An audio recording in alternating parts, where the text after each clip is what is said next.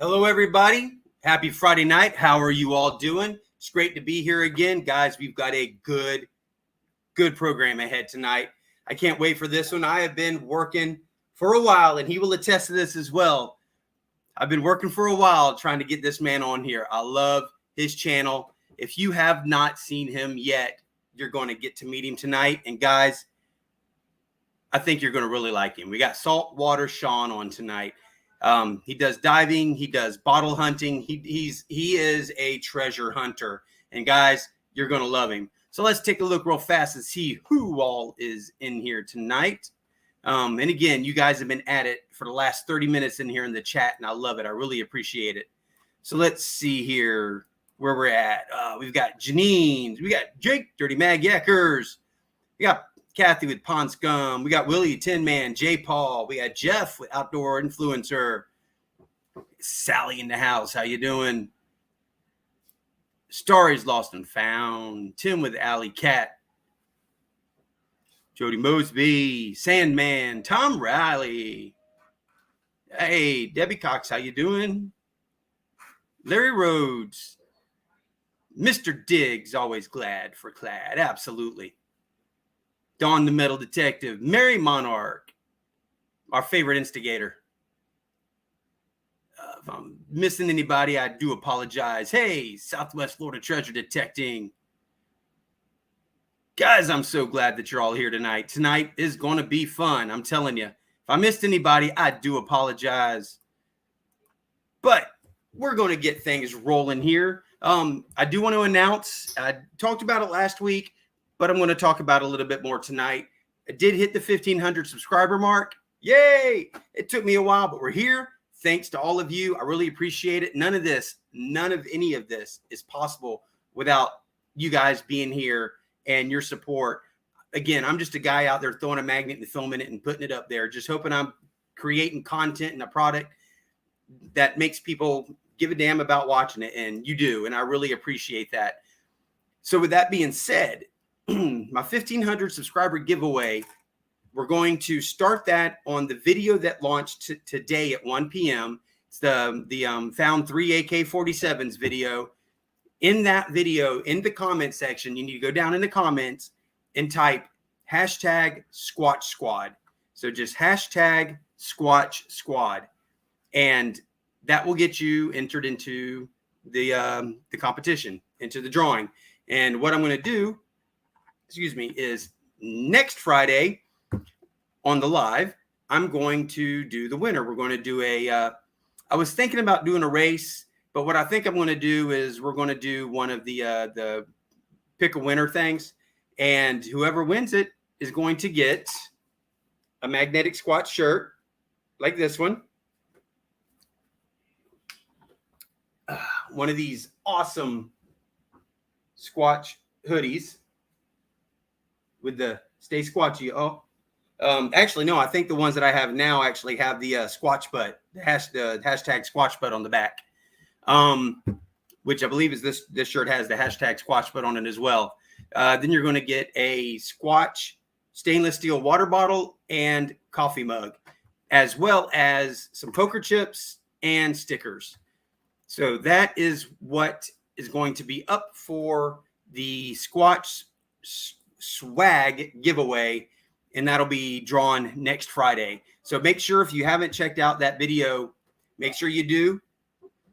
Thank you, Tim. Make sure you go check out that video, the one that launched today. Again, it's the 3 AK-47s found, and in that one, down in the comments, hashtag Squatch Squad, and you'll be entered in to win. Yeah. Thanks, Debbie. Whew, guys, I'm sorry. My voice is already going.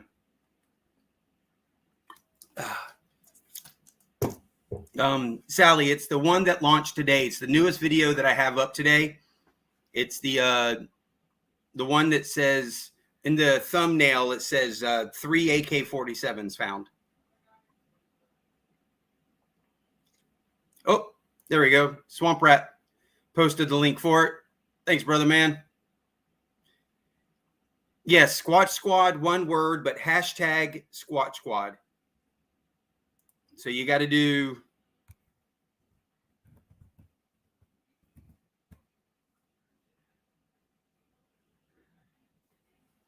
There.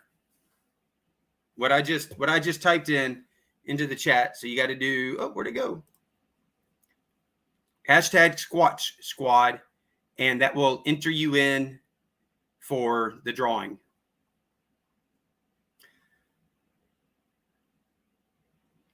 Hey, Modern Native, what's going on, brother, man? Not much, just introducing or talking about the giveaway that I got coming up starting tonight on the video that popped up tonight. So make sure, again, yep, there you go, right there. Hashtag Squatch Squad.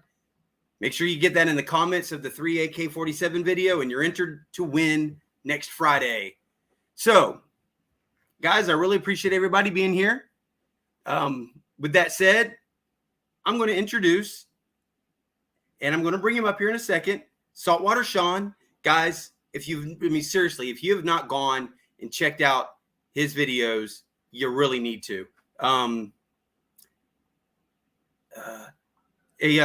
Sean, if you haven't dropped your link, drop your link in the chat real fast so everybody can get that.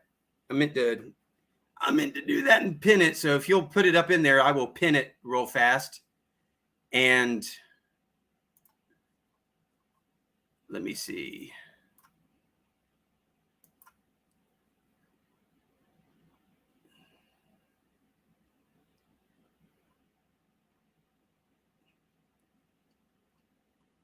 All right. Yep.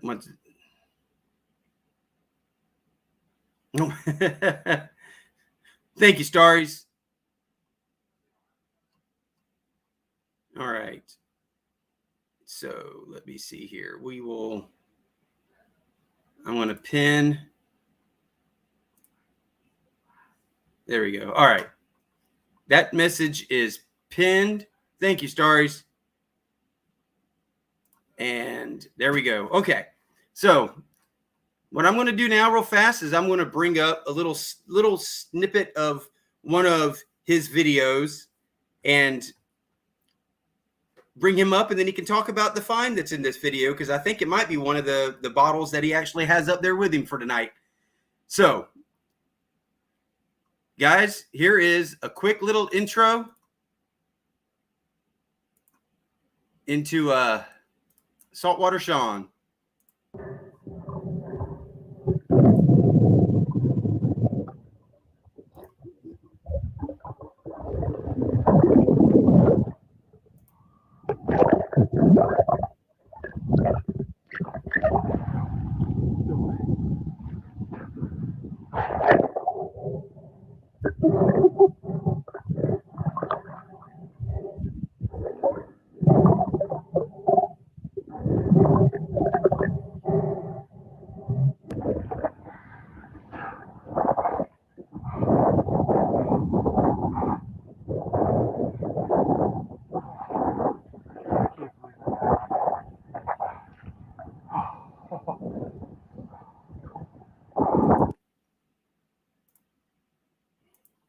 All right, guys, there you go. And without taking this any further, I'm going to bring him up, the man, Saltwater Sean. Hey, man, that was such a nice intro. Absolutely, man. You're welcome. You deserve it. It is awesome to be here. And like you said earlier, we've been trying to make this happen for a long time, and I'm really glad that it did. And just want to say hi to everyone in the chat. There's so many people, and a lot of them I'm already subscribed to, and some I'll have to subscribe after we're done. So that bottle in that video, I'll quickly show everyone, it's called a Felix J. Quinn ginger beer bottle, Halifax, Nova Scotia, my hometown where I currently live. The bottle's from 1880, and I have been looking for a bottle like this since it says in my video, since I was a teenager, since my dad came home from a scuba diving trip in the Halifax harbor and brought a bottle home. And I just thought that's one of the coolest things I've ever seen. It's living history. You can hold it in your hand. You can think about who the last person was to drink from this. And it's still in as good shape as the day it was made, except for some of the coral that got left on it. But the stoneware is glazed and it's just as good as the day they made it over 120 years ago. It's amazing. That's a beautiful freaking bottle right there, man. I in the video, you can kind of just hear some of my joy, but I almost didn't react underwater because I usually shout. If you watch a lot of my videos, if I find something I like, I'll make a noise underwater because I'm just so excited and I love the history. Um, when I saw this bottle, I couldn't believe that I was even looking at it because I pulled it out and it was just kind of like this in the mud. And I thought, oh, this can't be intact. And I've been to this spot that I've in the video a few times, and I've been in that exact place diving and never saw it. And then all of a sudden, one day, there it is. So, yeah, this is really happy. I've got two of them now, actually. One I found with my dad, which was really cool. That was on a separate video. And then one that I found on my own. Right on. That is so absolutely cool. Yeah. So, why don't you give everybody a quick rundown of yourself? Real fast, everybody. If you've got questions, put them up in the chat, and I'll pin them up on the screen so that he can see them and he can answer them as we go. If I miss a question you throw up there, please don't think I'm ignoring you. The chat, there's going to probably be a lot going on in the chat and a lot of motion. And if I miss your question, and just put it back up there again. And please don't think I'm ignoring you. I'm going to try to get as many of them pinned up here as I can, so that he can get to as many of them as he can, so he can let everybody know who he is, what he's about, and what his channel's about. So, all right. Well, yeah, my name is Sean McMullen, SEAN, the proper way to spell Sean, and I live in Halifax, Nova Scotia, which is an east province of Canada, eastern province of Canada. Small population, about 1 million people live here. And we've got, I've lived here pretty much most of my life, aside from some traveling when I was younger. My wife, Ruth, and we have 3 children.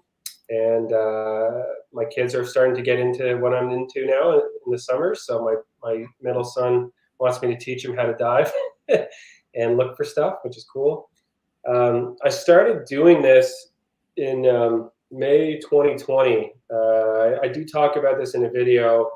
I've been wanting to kind of snorkel free dive for a while, and during the pandemic, I just needed something kind of to occupy my time.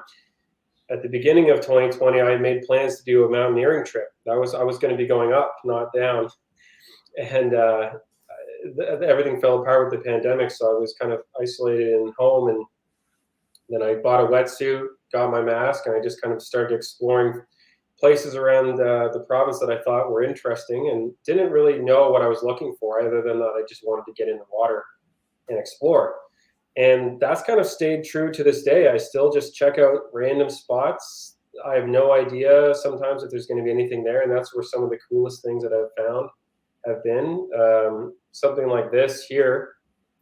This was a random find. It's a squat bottle, made by a company called John Nash & Co. in Halifax, Nova Scotia. This bottle is dated to 1850. And you can see some of the characters still in the glass, the bubbles and the swirls of when they made it.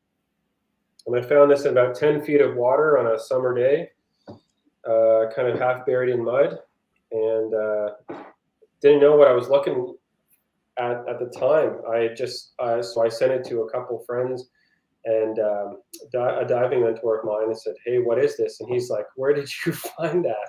So I'm still learning a lot about bottles. I'll admit I'm pretty green still, even though I found quite a bit, and I'm still doing a lot of research on bottles. But yeah, it's been a lot of fun exploring, and it's a good workout, and it's fun to get in the water and just kind of, every time I go out, who knows what I'm going to find. Right now, since I'm only free diving and snorkeling, just to kind of answer a question, Southwest Florida Treasure Deck and get a pulse dive. Yeah, that's one thing I'm interested in, or getting an underwater metal detector people have told me about, but I can't stay down long enough in my current setup. Now, I had gone to go scuba diving training last February, but unfortunately I had an injury. I injured my ear during training, and I talk about it on my YouTube channel. And so that kind of put a damper on my underwater going deeper plans, and maybe someday I'll be able to resume it. But I was basically told I could keep scuba diving training, but I could lose most of my hearing in my ear because I've already lost some of it. So I kind of just stuck to free diving and snorkeling. And I mean, I found everything that you see in my videos that way. And I don't really have a desire to go down to shipwrecks or anything right now. I just like exploring coves and cleaning up garbage from there. And most stuff is discarded like 20 feet offshore. So, Right. yeah. Sorry, that's a bit of a long-winded thing. No. Yeah. That's a great explanation of where you're at. So where'd your name come from? How did you come up with Saltwater Sean? Yeah. Oh, man. I was like, first I was kind of like saltwater dad. I was thinking like, I'm a dad. I've got the ocean around me. Nova Scotia is almost completely surrounded by ocean. And I was like, okay, saltwater, freshwater. And then I thought saltwater Sean. I just kind of said it, and it kind of just stuck. And I just started using it. Never really gave any more thought to it. Never, I think Aquaman was taken. So, and it just kind of, I thought it was a bit catchy, and it uses my name, and yeah. That's cool. All right. One of the videos I really like is someone allowed you to put a whole bunch of your bottles up in their store front windows. Oh yeah. Yeah, that was really cool.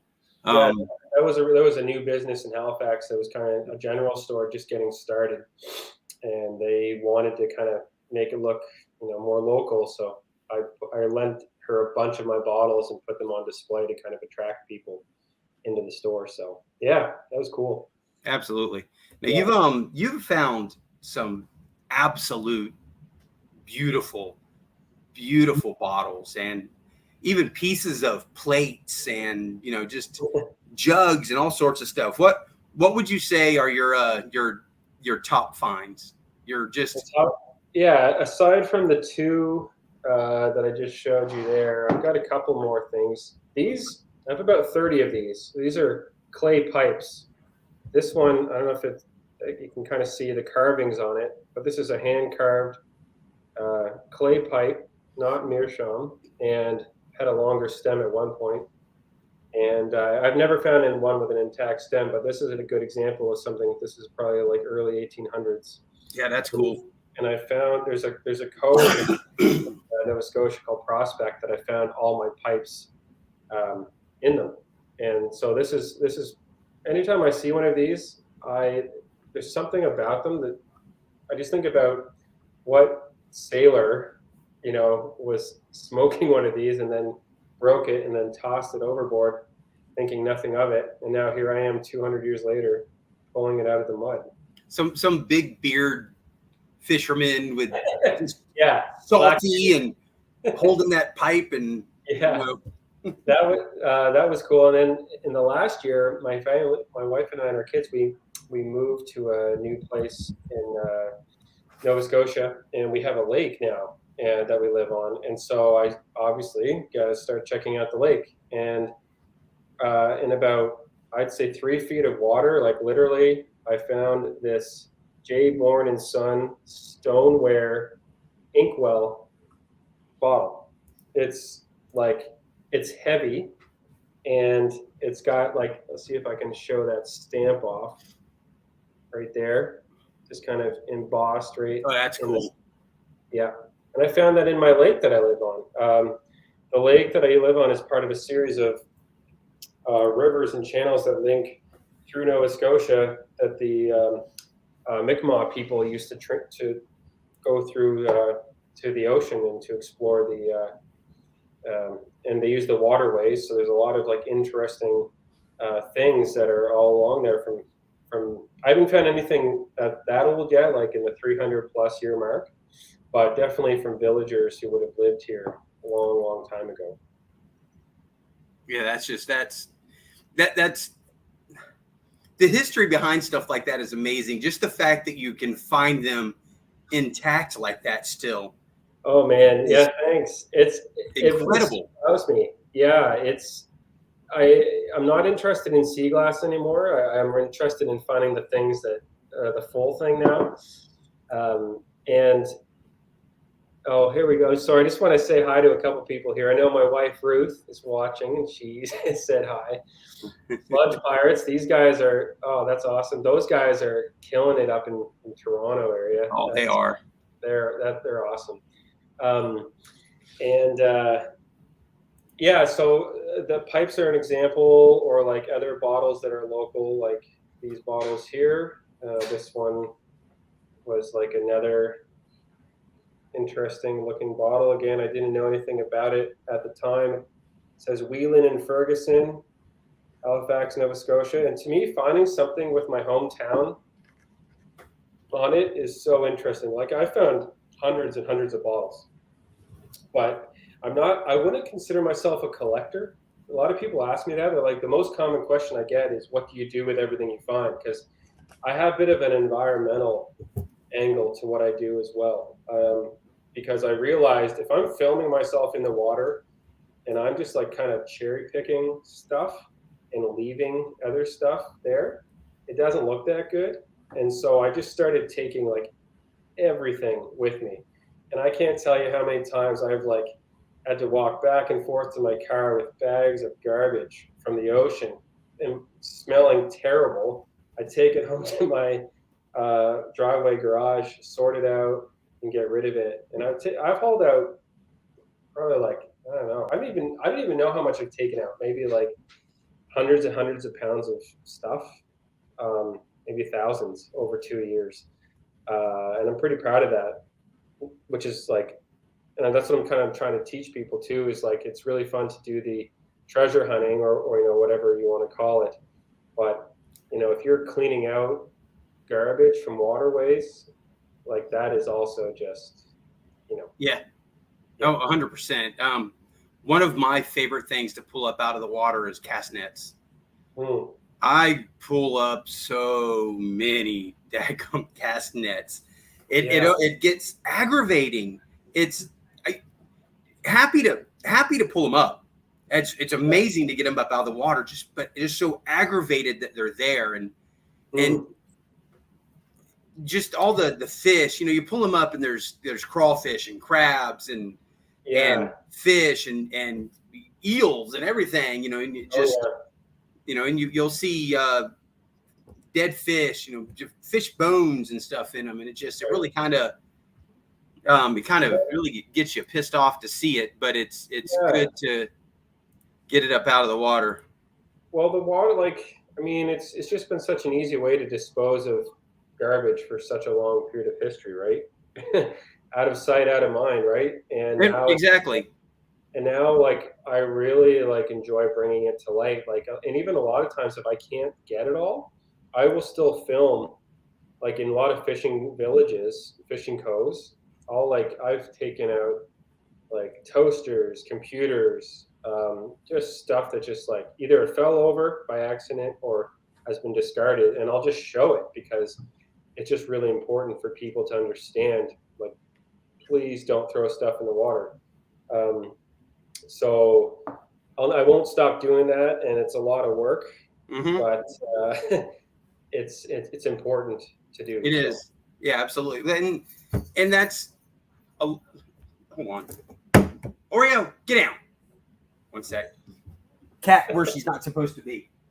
Get out from there.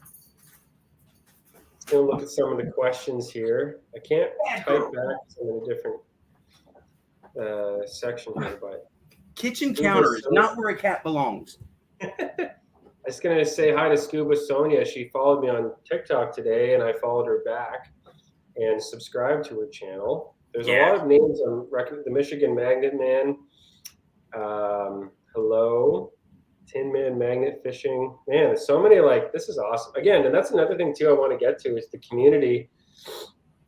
As I started, a lot of people didn't know me at all in the very beginning, and then I kind of had a couple things that got, some traction.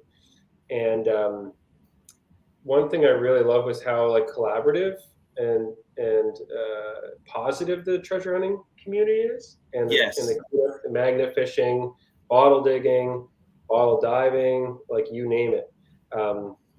Beach combing, sea glass hunting, right? It's all these people just have a shared love of nature and exploration and history, and it's all kind of combined. And I've made so many great friends. One in Australia, one of my friends, Dirtfish Mish. I'll shout her out on YouTube. She's a metal detector, and she's just an amazing person. And we've become friends, over the last 2 years, like actual friends, which has Yes. been wonderful. And so that's one thing I've also kind of an unexpected cherry on top to all this is that I just really love getting to know people with similar passions. So Right. Absolutely. And that's me too. There's people I've never ever would have met, never would have crossed paths with right. if it weren't for doing this. And it's Yeah. opened my world completely. And that's one of the great things about this. Absolutely. And if you're not open to that, and if you're not embracing that, you're missing out on something fantastic. Yeah, absolutely. Right. And it's just, there's more value. Yeah, of course, everyone looking to get monetized. Everyone wants to make some money doing a passion. But at the end of the day, like the people that you meet and the value that is in your life is way, way, worth more than money can buy. Right. Oh, it is. Absolutely. 100%. Yeah. I mean, I look forward to my lives every Friday night. I look forward to talking with people and meeting new people. And it really is an amazing community. And I'm really happy to be here finally doing this. Yes, I know. So glad. I know I like every now and then, like you've been done a video and I tried to pop in. I was like driving once and I pulled over. I was like, he's doing a video. I got to say hi. Just so you know. And I think a buddy was with you and he's like, Saltwater Sean says hi. And you were like in the middle of magnet fishing or something. Yes. Yeah. But, it doesn't take that long to kind of just pop in and leave a comment or say something meaningful to someone, right? So. No, ma'am. I'm about to get the squirt bottle on you. Bad kitty. Yeah. What else? Yeah. Do you have any other questions, or if people have any questions for me, I'm happy to answer. If you have anything else that you think we want to know about. Yeah. Anybody have questions? Pop them up. I'll throw them up there and he can answer them. I'm just looking on the comments over here. Yeah. Oh yeah. Hey Zoe, that's my daughter. Thanks for the shout out. Hey Zoe.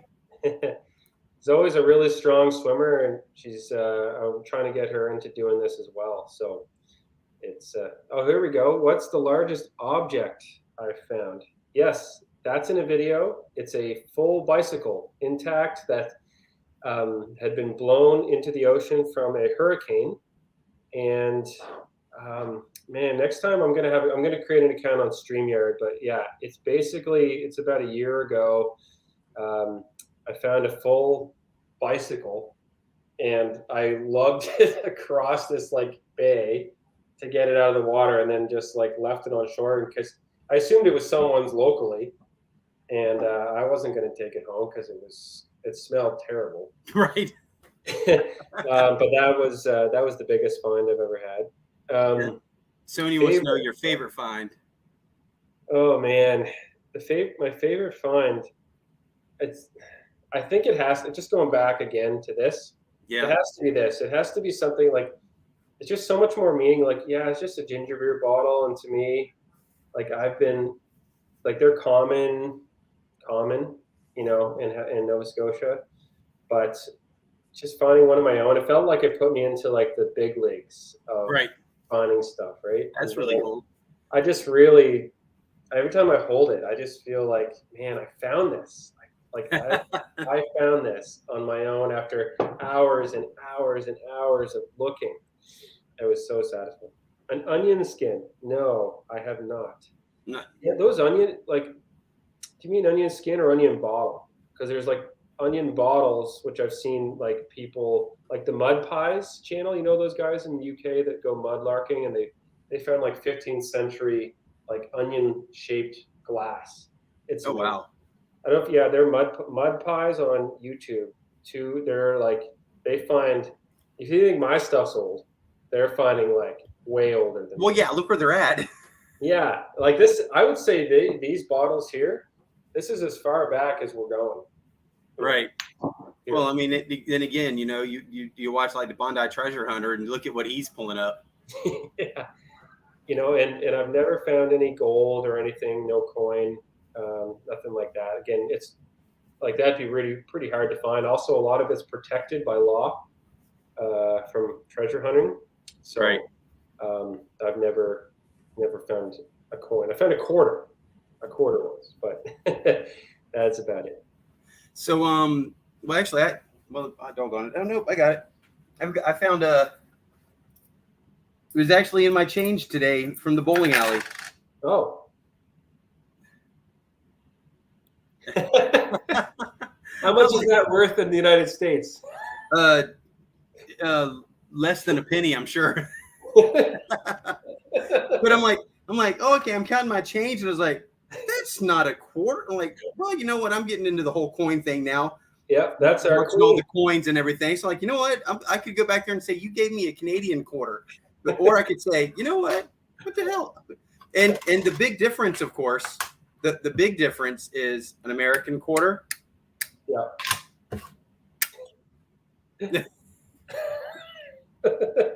It's magnetic. Ooh. Or it's not magnetic, it's ferrous compared to our stuff, of course, which is not. Yeah, and yes, I have a magnet on the back of my phone. That is amazing. Well, it's on brand. It's on brand for you. Yeah. So tell me, where would you say has been your favorite place to go dive and hunt? Okay, definitely. It's a place I've filmed a lot, probably 15 videos now. It's this cove I talk about in the Halifax Harbor called Norris Cove, which is the name it goes by now. It went under different names in the past.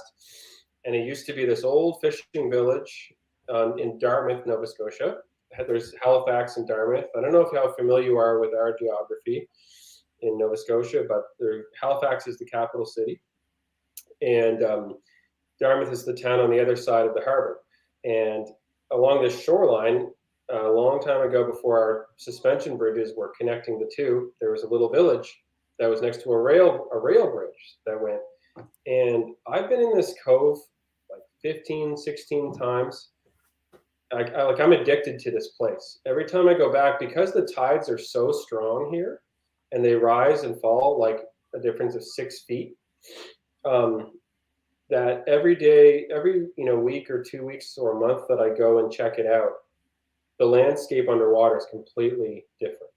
So there's always new stuff to find and new garbage to take out every single time, because it comes in and it goes out, and it's just constantly moving the sand back and forth. So it actually would probably be a magnet fisher's dream as well, to kind of come cast off these shores. But oh yeah, okay. I will answer this question. Because I figured there was some inside information going on there. Yeah, as a Nova Scotian, I think she's upstairs right now. As a Nova Scotian, I get this one all the time. Oak Island. Yeah, I live about an hour away from Oak Island, from the Lagina brothers. They've got the island. They've been tearing it. I'm sure a lot of people watch that show. Mm-hmm. I don't think the treasure's there personally. It's my own opinion. I think it's been found a long time ago, and now they're just making money from people hooked on the show. Yes. However, they're really cool guys, really nice guys, and I've heard like wonderful stories about them. Oak Island it's not of any interest to me at all. Plus, I think if I were to go start swimming around there, they might have a problem with that. So, but if they're watching this, who knows, right? Hey, I'll come help you find some stuff. I'm on a bit of a hot streak. Maybe I can find that elusive treasure. Right? No kidding. It's like it's not even where they're thinking it is. It's down there with the bottles. Yeah. But yeah, it's a cool island. There's obviously it's been a big part of our history ever since I was a kid, and my dad, and like that island is just fascinating. And who knows? I mean, they've torn it up. If anyone who's watched, Like I don't even know what's left of that island now. So It looks like freaking it got yeah, hammered by the freaking Navy. they, It's like they freaking drained a swamp. Like think about how insane, like how dedicated that is. Like to find stuff. Can you imagine having that many resources? Like imagine you go magnet fishing and just like, all right, I'm just gonna have this whole area drained, and then I'm just yes. pick out stuff now with my magnet. Wow. Yeah, that would be insane. Nah, no. Just the fact that they have the money and the resources to do that Yeah. just blows my mind.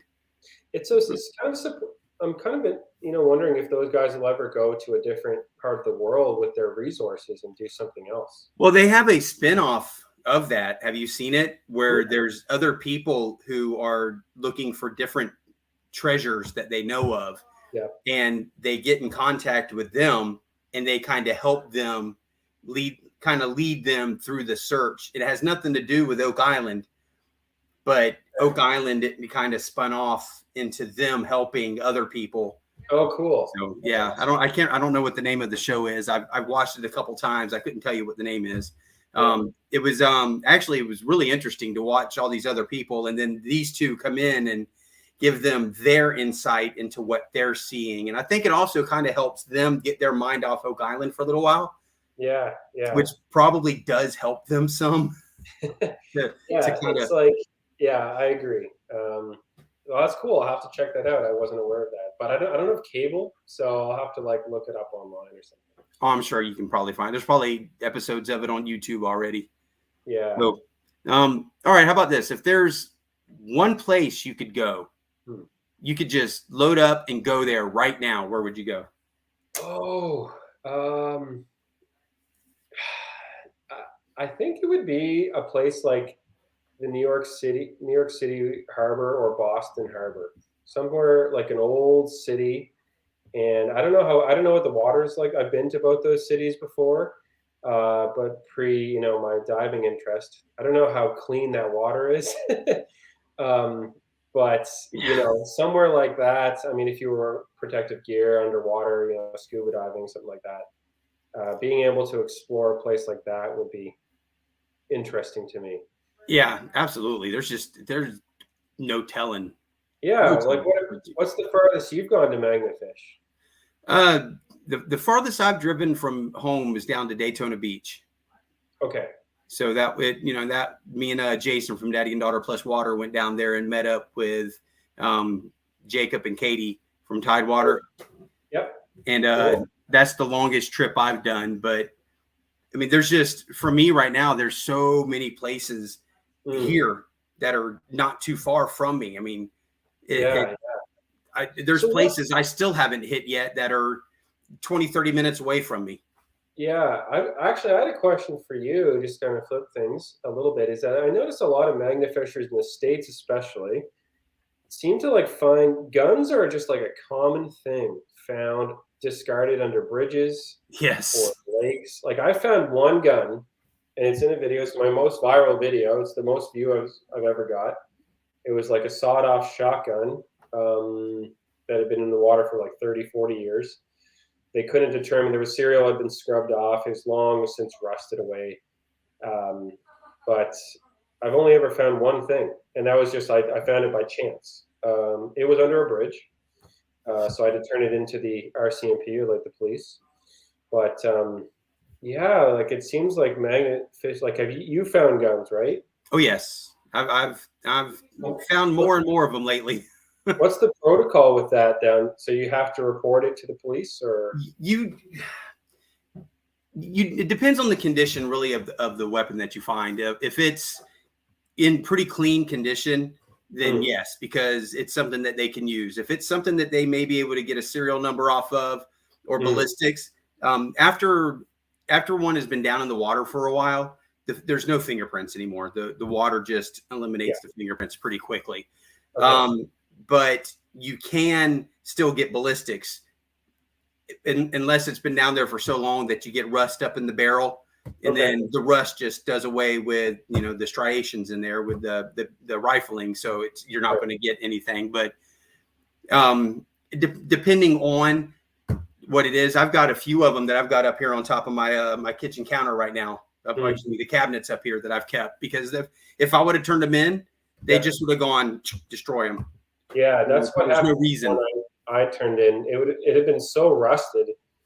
The officer actually helping me, he really tried to get it back from me. I was just about to bring you guys up with that, with the sledge pirates and the guns that they found. Yeah.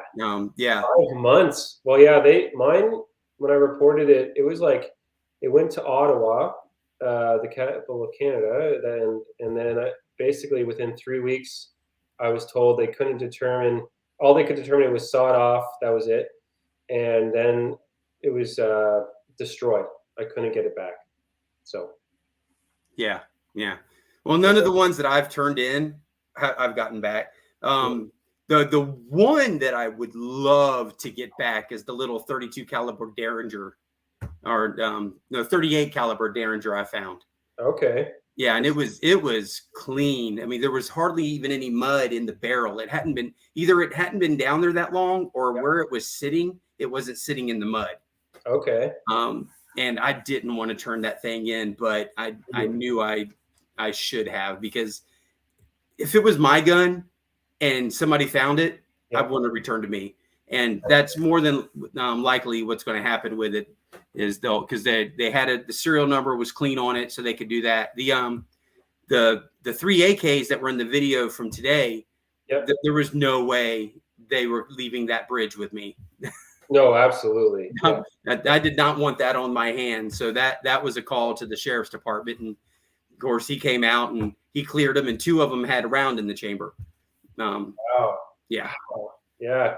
So what about, like, I know, like, even with people who metal detect too, and like, I don't really metal detect either. But like magnet or even magnifishing, what about like, is there any risk, like, what about like ammunition or something that could explode, right? When you're magnet, like, that's something, and I bring that up because as a free diver and a diver, when I'm in the harbor, Halifax used to be a war city. So we had tons of massive Navy was here, Navy presence, ships from all over the world.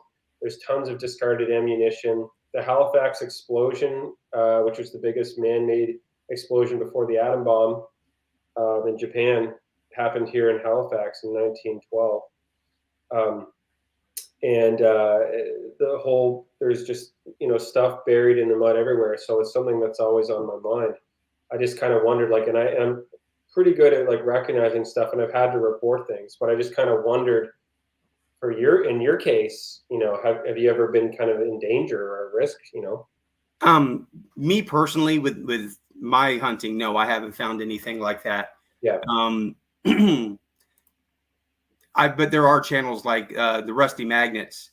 They've pulled up some explosives.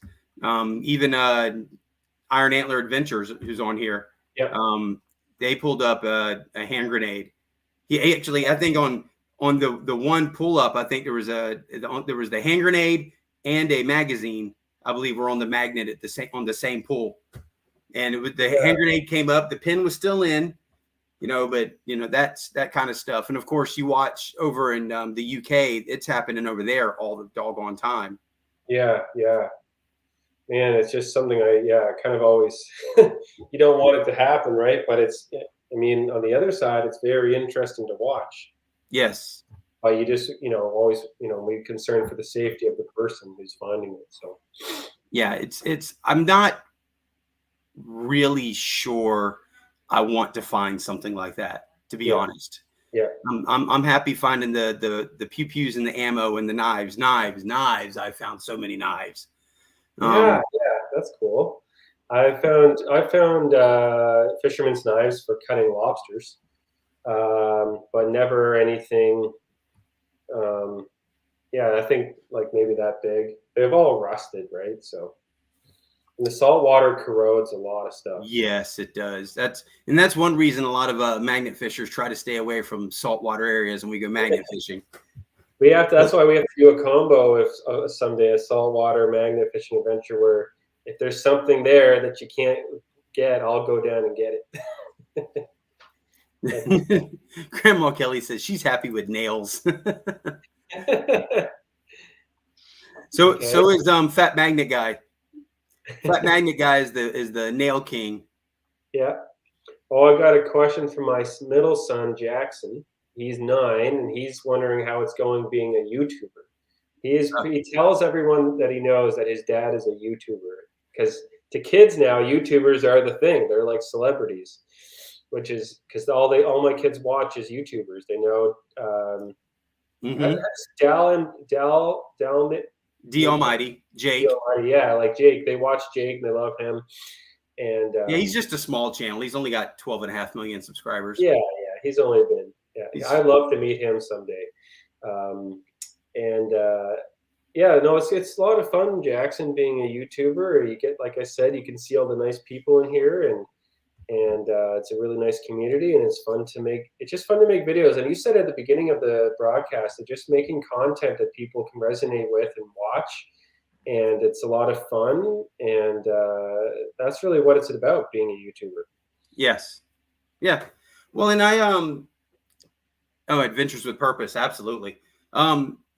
When I first started doing my videos, I didn't know what the heck I was doing. And I'm sure you probably, if you go back and watch your first videos that you edit to where you go, how you grow, it's amazing. And then I edited just kind of how I felt like it. I want this in here. I want to see this. And I want this music. And over time, listening to the people who were commenting on my videos, I took everything everybody said to me and looked at it in the video and said, okay, you know what? I see what they're saying. And now even I've gotten to the point now when I'm filming for my audience, and I'm not just filming for me. I've learned to try to my darndest. And guys, I'm working hard on much fewer Squatch crotch shots. But I too have been thinking about that. Like my videos, my first ones to what I'm doing now, I'm trying to incorporate more. I'm also a photographer and videographer as well, in addition to this, and I've been doing that for a long time. So trying to incorporate that style into my diving. Really, it's just, oh yeah.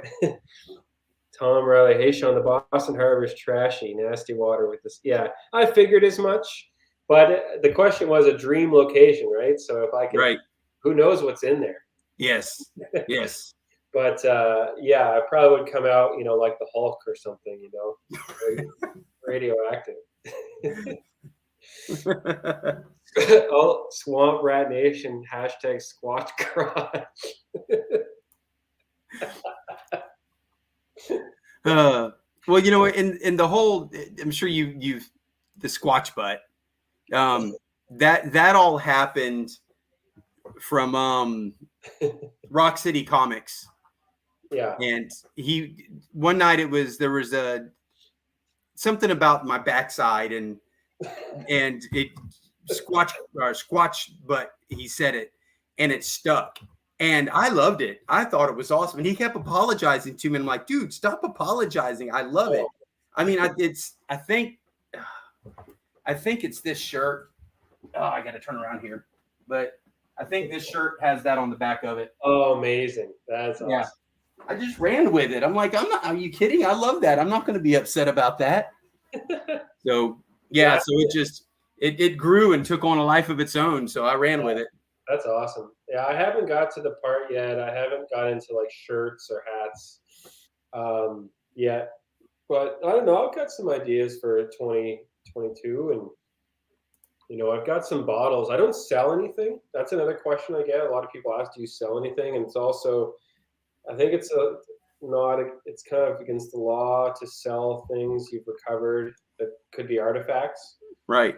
Here in Nova Scotia, so I don't sell anything, and if the museum wants them, then I have no problem giving them. I mean, it actually would be a dream to have something I found in a museum. That would be cool. That's almost better than selling it right there. That absolutely. I don't do it for the money. I'm not finding stuff to make a profit. So, what else do we got here? Squatch, how often do you lose magnets? I've lost one magnet. It's a real sore, touchy subject. Let's hear. It was the first, well, the second and third, I guess, real magnets that I was using were both gifts from my girlfriend Chrissy. The first one she got me was the Brute 3600 double side magnet. I still have that. It's in the bucket back here. She got that for me for my birthday. The second one she got was that Christmas. She got me the Brute 2100 pound single side dock buster, Okay. which is a beast. And that thing just, there's one video where Tidewater Magnet Fisher is down here with us, and we're off a bridge, and I throw it, and it lands. I mean, it lands flat against the water, and it sounds like a shotgun going off when it slaps the water. It was the magnet's that big around. Oh, Yeah. Well, that magnet, I was at a local bridge, and I was trying to get some content in. I got there early before work, and I was going to get, maybe 30 minutes worth of content fishing this bridge and just kind of see where it goes. I didn't even do a big throw. I just kind of threw my magnet in the water and start pulling it. And if you fish, you know when you're pulling in, you kind of get a feel for what the bottom feels like. yeah. Well, when you're magnet fishing, you learn that as well. You can actually feel what the bottom feels like through the, like, oh, there's a tree branch and going across the tree branch, or there's a rock. Well, I felt the rope sliding on something. I'm like, oh, crap. And I just knew it. And it was the first toss in. And that's where the magnet got jammed up into something. And I'm pulling it one way and I'm pulling it the other way. And I've got my come along on it until I'm having to put all my body weight on it to try to get it to push down more. And it just wasn't going. And finally I had to give up on it. But that's the only magnet. Right. And it's still there to this day? No, I talk about it in that video. I went back and tried to recover it, and I filmed the whole thing, the whole loss of it. And I tied the rope off, and somebody found it. And of course, it was my fault. I did kind of say, "Here it is." Yeah. And finally got somebody to come out, and it was Bobby Ray Barefoot, and he got in his kayak and went out there to it, and he tried to find it, and I think somebody found it and took off. And I don't blame him. Yeah. I've lost 2 magnets now because I was trying to create content in my off months, and I know exactly where both of them are. The one's in a lake caught between 2 rocks, and I'm going to go back when it's warm enough to get it. And one's in the ocean that was also caught between 2 rocks that I dove down to get once and freed it, went back up. Cast it again, got it stuck in a different rock, and I just threw my hands up. I was like, I'm just going to stick to diving right now. Oh, I've just had such crappy luck with magnets. And I want to make magnet fishing videos here, but I just feel like I'm 0 for 2. And it's one of the things about magnet fishing is, unlike you, I can't see the bottom half the time. Sometimes you can. It's a blind toss, and especially when you go out to somewhere new, you have no clue. You just don't know what's on the bottom. Yeah. And it happens. And sometimes you get lucky, and with a come along, you can get it to break free, or you go and you try to get where you can pull it the opposite direction from where it got jammed, and sometimes it pops loose. And I've had 3 times now, I've had people on a boat where I was out at a boat dock. Yep. And I got jammed under something, and the people on the boat took the rope and went out and pulled it away from shore and got it unstuck from me and brought it back to me. So I've had boats save me a couple times now. I've thought about doing a combination of, it's an idea I had because I saw Bondi Treasure Hunter did it. He did a video where he was snorkeling, and he brought a magnet with him, and he just he picked up phones from the bottom 40, 50 feet down that he wasn't going to be able to get down to. And I thought, man, that's a great idea. Maybe I'll do something like that, because there's a lot of places that I've been, some coves there's some things that are really deep, and it's kind of dangerous maybe to dive down to. So I might film that. That could be a cool point of view, dropping a magnet from my point of view. Yeah. And trying to bring stuff up. So I'm going to be doing that this year. I just need to I don't know anything about magnets. Most of you guys are talking about all these magnets. I'm a magnet noob. So I will accept all help and information. Yes. There are a lot of magnet companies out there now. and there's a lot of different magnets. Most of them come pretty much from the same place. Some of them don't, but you know, I'm a Kratos guy right now. I'm Kratos Magnetics all the way right now. Okay. I was Brute sold, and I'm not anti-Brute. I'm just pro Kratos. Okay. And there's a whole bunch of different companies with really good magnets out there.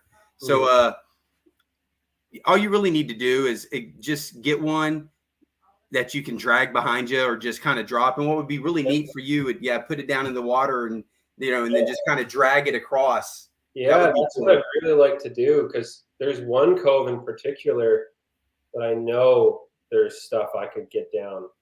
I could do. So I'm gonna, Sludge Pirates, I'm gonna do it when it's warm enough. It's still too friggin' cold for me, and I don't want to get hypothermia. So yeah, that would really be that'd be a badass freaking video, man. Yeah, all right. Really would. I will do it. I will do it. That'll be awesome. So now I just got to get a magnet. So what are some so Kratos, what would you recommend for someone, like if I'm swimming, what would you recommend for someone like, in my situation? I would say the 360s are great. They're magnetic all the way around. Okay. A single-sided wouldn't be so good, because a single-sided magnet, when you drag it where the eye is, it does this number. So you kind of drag it with the magnet part away. So a double-sided magnet would be good. The clamp magnets I really like. I'm using a clamp magnet right now. Yeah. But even any of the 360s, Kratos, I would tell you this: I wouldn't get one of the really powerful ones, being that you're underwater, like the 3800. The 20, I think there's a 2400 clamp that would be good, or 2400 pound 360 magnet would be good, something like that. But I would say the clamp or the 360. Okay. It's just I wouldn't use one of the really high powerful ones, just simply because you're underwater with it, and if it connects to something, then you're gonna have to. It's not easy to get stuff off the magnet sometimes. Yeah, to be prepared to just say goodbye. Yeah. Well, you can do like we do. If you get something on it and you can't get off, just, even though you're underwater, just stand on it and yank the magnet up. That's what we do.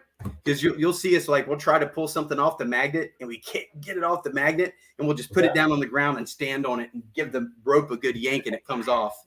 Yeah. Okay, that's awesome. I'm totally psyched for doing this now. Underwater magnet fishing. Yeah, I'll start it. That would be so cool. I was just gonna grab a couple more bottles here to show off. Absolutely, yeah. I've got some other favorite finds of mine. This is kind of cool. This one is a flask, an applied top from a lake. Ooh, hold on, I'm going to put your solo layout. There you go. You can see the difference between a bottle that's been in a lake and how clear it is versus something that's been tossed in the ocean for a really long time. Yeah, that stuff is just so beautiful. It is, and it's just that's cool. One thing I love finding, it's hard to find, but intact old milk bottles. So this is from Halifax, Nova Scotia, Farmers Milk. They're still in operation today. They're one of the main dairies. And then I found bottles from milk companies that no longer exist. Army and Navy dairy, which is really neat. Sweet. Yeah. To find one from a company that's not there anymore is just. Yeah, I love that. And this one's cool. This is a gin case bottle, Blankenheim and Nolet, which I think is from Europe, but I found this in a lake. That's a sweet bottle, man. I like the shape on that. What kind of color is that? That's olive green. Okay. Yeah, and they used to make the bottles this way because it was easier to stack them in crates and ship them. That makes sense. Yeah. What else? This was you kind of see it's a little bit purple. It may not be able to translate on camera, but this was an old Vaseline jar from 1840 that I found, 1845. That was pretty cool. I've got like a whole wall of stuff kind of behind me. I don't want to move. I don't want to break. You can kind of see some stuff. Yeah. Over there. all my best stuff is kind of on display around the house. And then I've got some like really kind of old. This is like a 1920s soda bottle called Whistle. I had to look it up. It's got an old ad on it online that kind of just.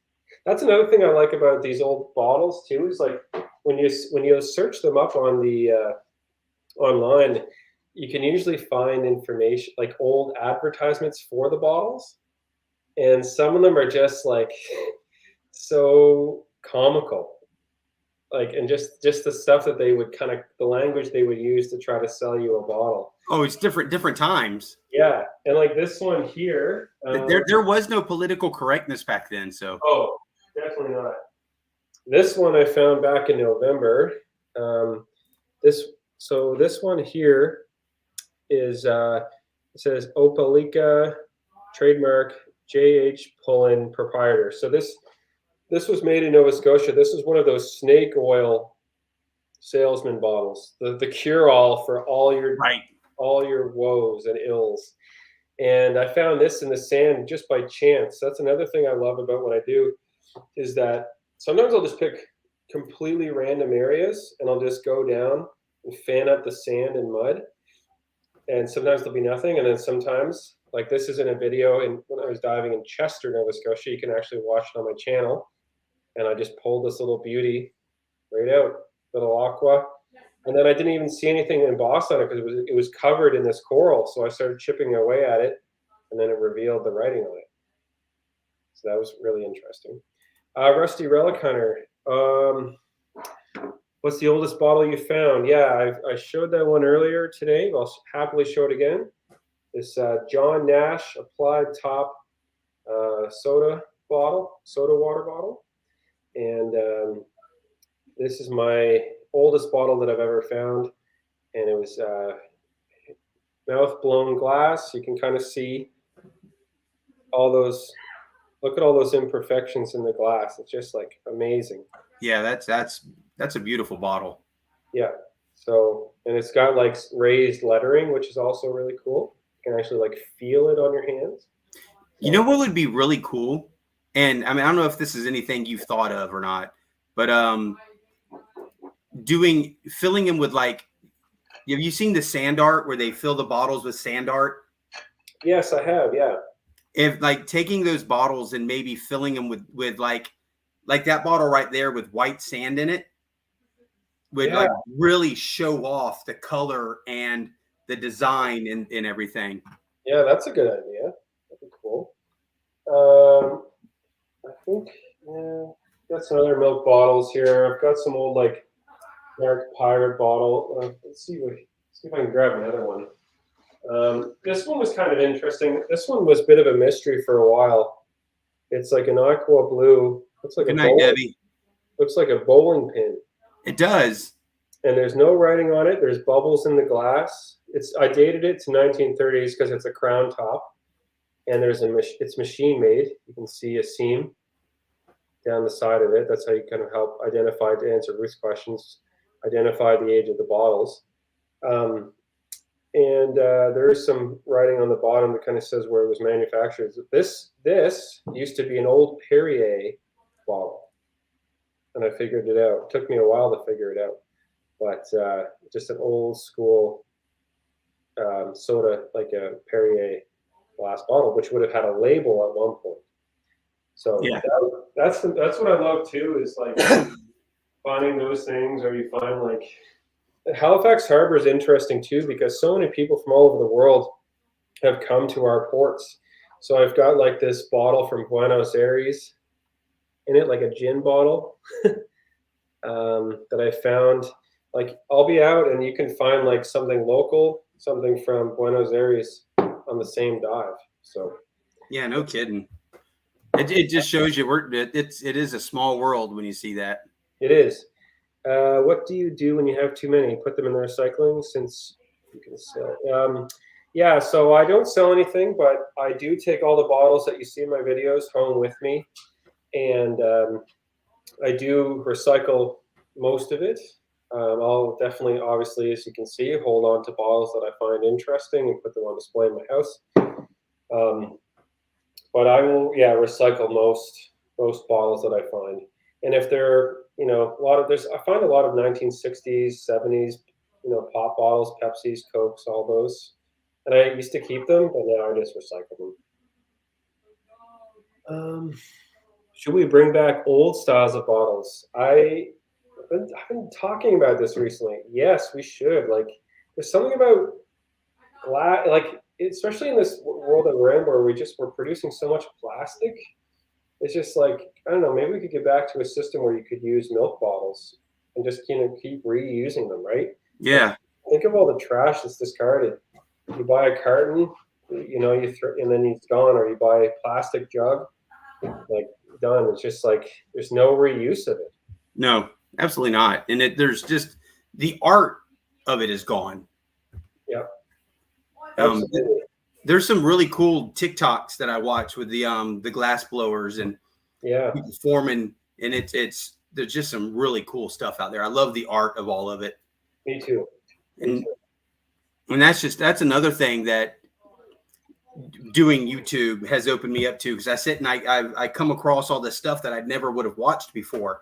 Yeah. And it's, and it might be something I never do, but watching it's like, it expands your mind and your thought process. And yeah. Have you ever found any bottles in your adventures? Yeah, there's Budweiser and Corona and right. Anything old? No, I've never found anything worth talking about, unfortunately. I'd every now and then you'll have pieces of glass and bottles come up in the garbage, but they're always broken and and whatnot. And I more times will pull up gallon milk jugs that have been cut where they were like using them to hold minnows and stuff. Then it just got lost in the water and it's on the line, and you'll come across that line and you pull it up out of the water. But I unfortunately no. Two on here who have been doing some of that is Sonia and Tanner from Michigan Magnet Man. They've got a couple videos where they went bottle digging, and they in one spot. And Sonia, if you can drop that link if you want to, but in one spot, and I'm not kidding you, I think it was maybe about a 5 or 6 foot long and about 2 or 3 feet tall. They went in a few feet, and it was just bottle after it was a bottle dump. Yeah, it was just bottle after bottle after bottle after bottle, and small ones and big ones, and just the excitement. Just watching that video is just okay. What are they going to find? You got the little end of the bottle sticking out. Okay, is it just going to be the end of the bottle, or is it going to be the whole bottle? Or I'm like addicted to that. Every time I go and dive, I'm just like, oh my gosh, like what's going to be intact? Like this one in the video that I found it. So basically, like all I could see was basically something like this. And I thought it was a shard. So I go down and I fan it, and all of a sudden it's just sitting there. I was just like, it's really, really interesting. Yes. Yeah, bottle caps, like Rusty Relic Hunter saying, bottle caps that we pull up magnet fishing are insane. And it got to the point where it's like, man, more bottle caps. And then one day I just looked over and I go, hey, bottle cap game, what kind of bottle cap is on here? And everybody started, giving their guesses. So we started, every time we get a bottle cap, if it's face down, we play the bottle cap game. So we've gone from being aggravated by pulling up bottle caps, turning it into just something fun while we're out there. And what's funny is now I watch other magnet fishing channels, and there's other magnet fishing channels now that are doing the bottle cap game. So it's I've mentioned a lot of videos tonight that if anyone watching and wants to go back through my library, I've got 2 years now of dives of me finding all these bottles that just a fraction of kind of what I've seen. I've got a garage full of bottles as well, and I'm cutting that down more and more as as I kind of learn more about the more rare ones and the more interesting ones that I thought were cool 2 years ago. Just like, okay, I don't need to hold on to this anymore. Right. as your education Yes. grows. Absolutely. Yeah. But Uh, yeah. So I don't know. Is there any other questions, or is there anything that you had on your mind that you wanted to ask? It's like midnight here now in Nova Scotia. yeah, it's 11:10 here. So Yeah. yeah. Yeah. Um it sounds oh well he says for every cap you found, there's a matching bottle down there. Yeah. That's probably very true. And he's right. Like glass isn't bad for nature. I agree, and it's something I've actually been rethinking seriously in the last couple months. On TikTok especially, I get a lot of feedback. A lot of people are like, you're destroying eco habitats, taking glass bottles away from living creatures, blah blah blah. And at first I kind of just discarded it. I was thinking, I don't want I don't want. I think I'm going to take if it's not native to the sea, it doesn't belong. However, my thought on that has changed as I've seen glass bottles become homes to mollusks, starfish, crabs, and it's deep enough that no one's going to cut their feet on it. It's not a public beach. So I've actually, in the past, where I've taken bottles, I've now returned them to the deep and let them be used as a home, because eventually, glass will just break down and turn back into sand. Right. So that's. But however, though, in more public areas like lakes, I'll always take bottles out of lakes. You know what? You just gave me an incredible idea. Okay. I mean, just think about this: a glass bottle reef. Oh. Okay. Think about that. I do have a lot of bottles. I don't know how you could maybe tie them together with something. Maybe not even tie them together. I don't know. Go down there and find a way to put them all together. Just find a spot where they won't be disturbed. There was one place that I actually kind of started doing that. I started gathering all the bottles that I had, and I just kind of lined them all up along this one part of this bank, and just left them there. Like deep enough that no one's going to be bothered by them. But yeah, it's if it's plastic or metal though, or anything else, it goes. I don't care what's on it. I'm going to take them off, put them back in the ocean, and out it goes. Because there's too much plastic in the ocean now. Yes, they're finding it in fish and creatures now, and whales. Like, it's bad. So I'm just trying to do my part. And of course, when you do any of this stuff, you're always going to get trolls and all that stuff. But it's just, I just kind of learned to ignore it and just kind of keep doing what I know is right. So, yeah. Well, I got a comment on one of my videos that I guess somebody on Wikipedia, the great information source that is, was saying that magnet fishing actually is really bad for the environment because we stir up the bottom and it releases all these toxins back up into the water. And but why are they there? Yeah. They're there because of the garbage that's down there. Yeah. Let's get that stuff up out of the water, like the cast nets and stuff like that, turtles. You do unfortunately find turtle shells in some of these, and just all the fish bones, and it's so not good.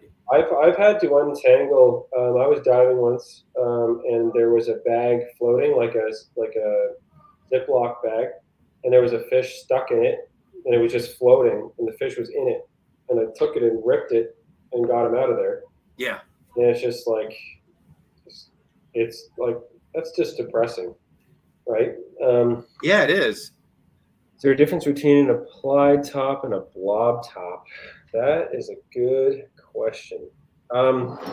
So I may get called out on this, but I'm not a complete bottle expert yet, but I'm pretty sure that this is both, like, this is a blob top that has been applied. So people use the term in kind of two different ways. So this bottle was made without this top. Someone made this top, as you can see, got a big fat opening. and then they applied it on top of the bottle. So an applied blob top would be the term. But you can apply like here's another one. You can see the difference between this bottle here compared to this one, right? These bottles are different tops. This one is also applied as well. So I don't know. I've kind of just used the terms. I don't know. I've been kind of loose on them. And yeah, modern native. Removing debris is no worse than a storm flood. That's a really great point. Right? Stuff gets just disturbed constantly. And this is one of the things. Like we pulled out a motorcycle that had been down in the water for almost 3 years, and and as we start moving it, oil and fuel starts coming up, and there was some oil and there was a little bit of fuel that escaped as we were messing with it, but that tank was full. I mean, there was oil and stuff in there, and if that had sat down there long enough, eventually that was going to rust. Yeah, and when it rusted, all of that was going to release. Yeah, I filmed, and it never came to fruition because I never found it. But that'd be another thing to talk about too. Is like all the videos I've gone out to film and found zero things. I never share my failures. Some people said maybe I should, but to me it's like super boring. So I'd rather show people stuff that I found than me spending an hour searching for something and never finding it. There was a motorcycle lost in a lake from a guy. He sent me an email. Said he lost it in this lake that I live on in 1972. And I was like, he's like, it showed me on a map exactly where it was. And I was like, all right, I might go try to look for it. And I went and swam out and I looked for like 2 hours and I couldn't, all I found was a tire was the only thing that, and I kind of wondered if it had dissolved. Like if it rusted, like, I don't know how long it takes from like, it was like a motorcycle, like a dirt bike. I don't know what the rust rate is. I think it's going to depend really on the water. Yeah. That it's in. If it's in salt water, it's going to happen probably a lot faster than if it's in your brackish or your fresh water. Right. So it really is just going to depend on and how it gets covered with mud. Is it a really muddy bottom and the mud covers it? Because that'll help protect it some. I think it just all has to do with location on that.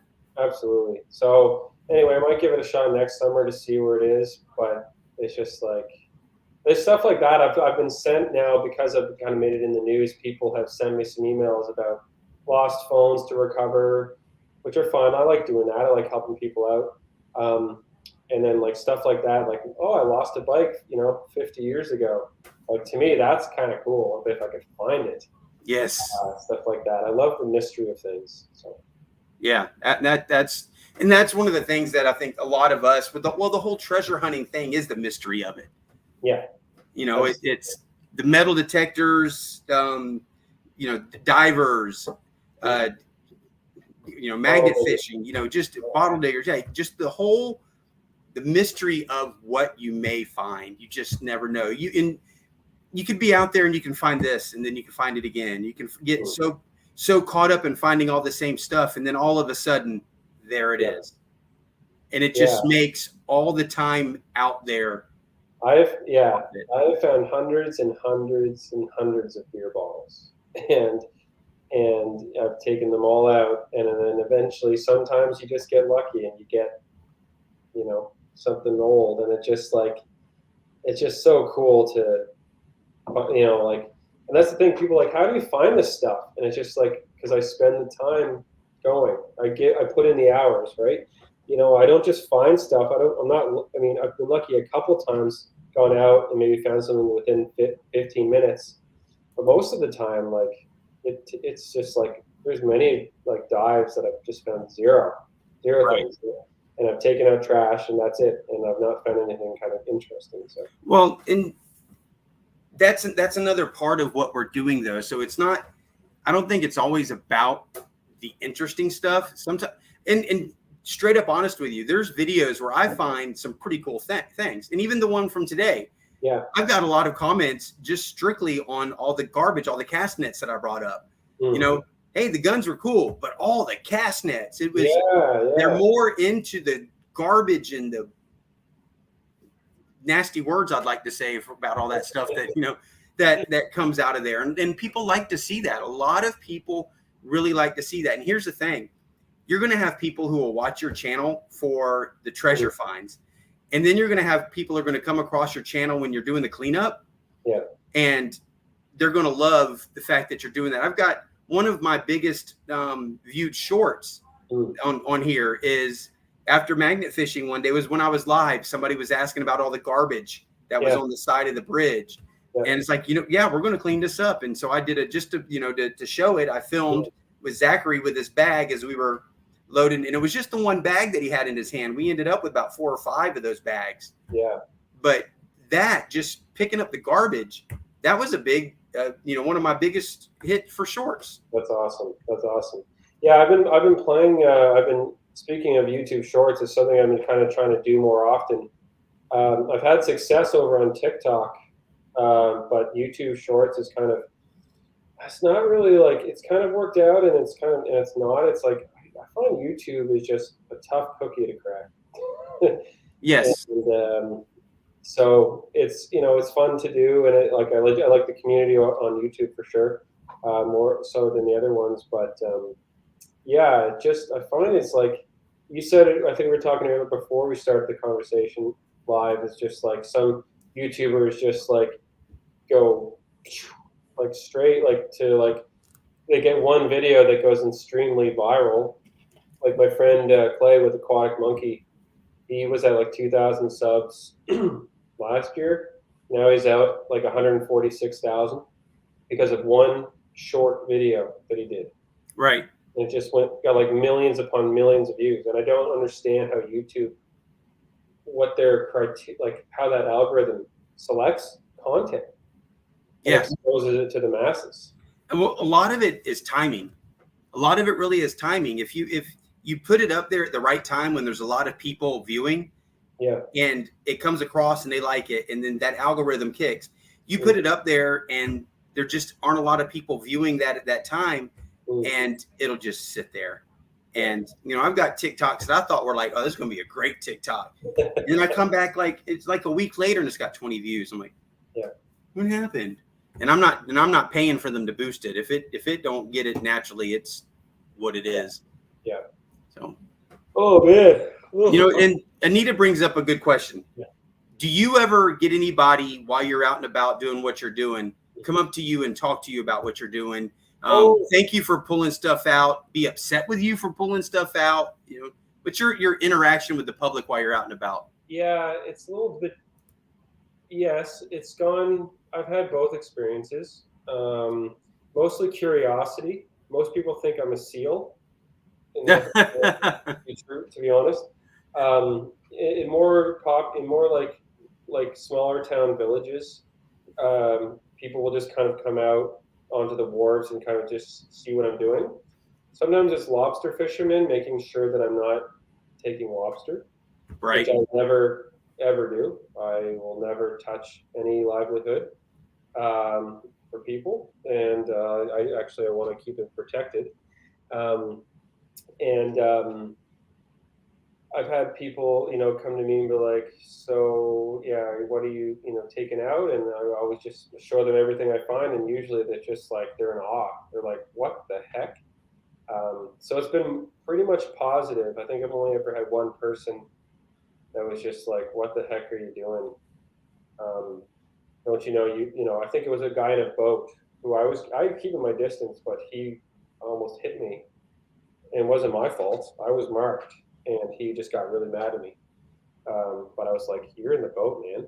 Like, you could have killed me. But no, it's been pretty much, I'd say 99% positive for what I do. Good. Yeah. What's people saying?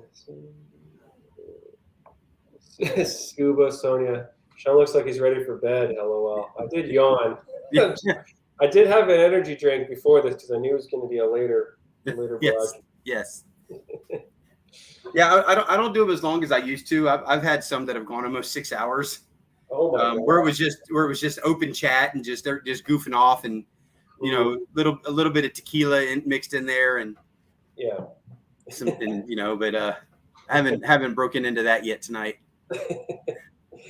Oh, So, but it's fun. You're always welcome to come back in here. I don't always do having a guest on. Sometimes it's just open stream and just anybody who wants to come up and talk and chat. And I don't know if you've ever heard the term treasure porn before. And just show off your treasure porn. And it's I do that. I have a box of the stuff I found that I wanted to keep that's back here, and and every now and then I'll break it out, and people, one of the most requested things people want to see is the ammo belt. So it's cool to have just streams where you just kick back and relax and everybody's goofing off, and then of course there's the nights where we break out. That is a great game. Yes, that is a great game. We'll on the stream sometimes we'll play Cards Against Humanity. That's awesome. Just to have fun and laugh and just kind of break things up a little bit. So, but yeah, you're always welcome. Yeah, well, I really appreciate that. Ruth's dropping a comment here. Oh yeah, that's right. That was a funny story. That was the time I was looking for the motorcycle. I was like middle of nowhere. It was recognized in the wild. Yeah, and I was like just snorkeling. Like I'm just like I look at it like anyone else would be snorkeling, right? And they just looked at me and they're like, "Are you the guy who found the gun?"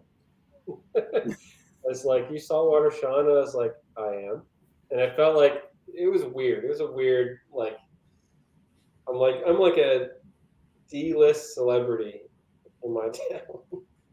I've been recognized a couple of times. I was actually at the sporting store buying some shoes, and I think I was wearing my shirt, and she looks at me and she's like, "My boyfriend watches your channel." Yeah. That's your channel? I'm like, yeah, that's me. This is my channel. My boyfriend watches your channel all the time. I'm like, oh, that's so cool. I was like, here, you want some stickers? Yeah, I've got that. Usually when I end up talking about my underwater stuff, like people wouldn't recognize me, but once I start talking about it, they're like, oh, you're the diver guy. Oh, good night, Michigan. Good night, Tanner. Night, man. And one thing that was really cool is really kind of a neat story to share was I was diving and there was this family walking along the shoreline, this kid and his grandparents that were visiting from Ontario. And I didn't know that at the time. This is like after, but I had found this like Mountain Dew bottle from the 70s. So I thought, oh, he's walking along. This kind of be cool to come out of the ocean and say, hey, would you like a bottle?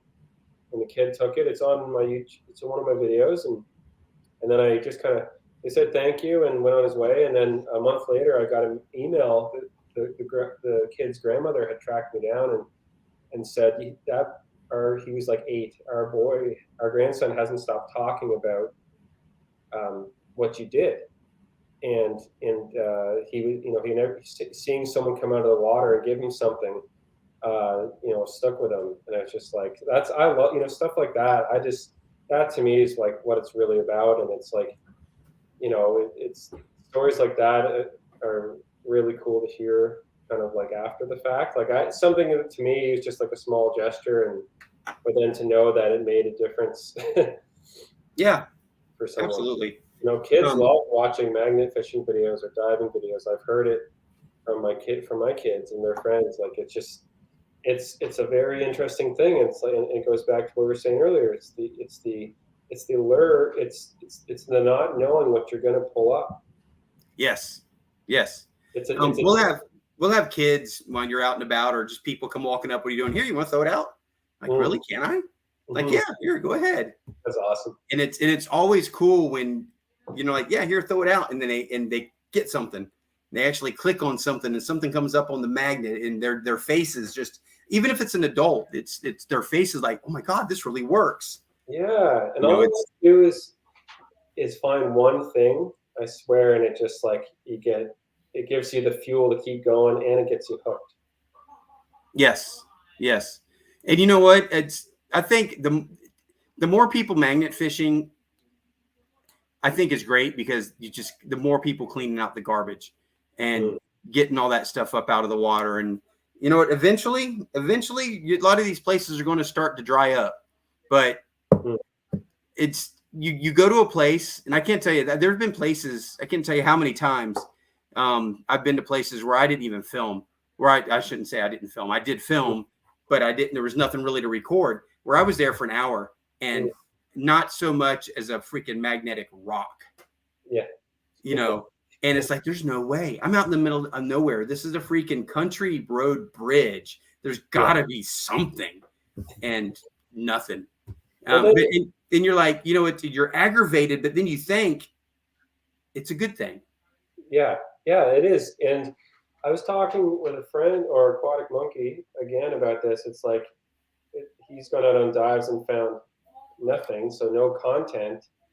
And he's like, we gripe, we kind of like jokingly say, it's like, oh, we're happy that there's no crap in the water, but then it's like, but I have nothing to nothing to share.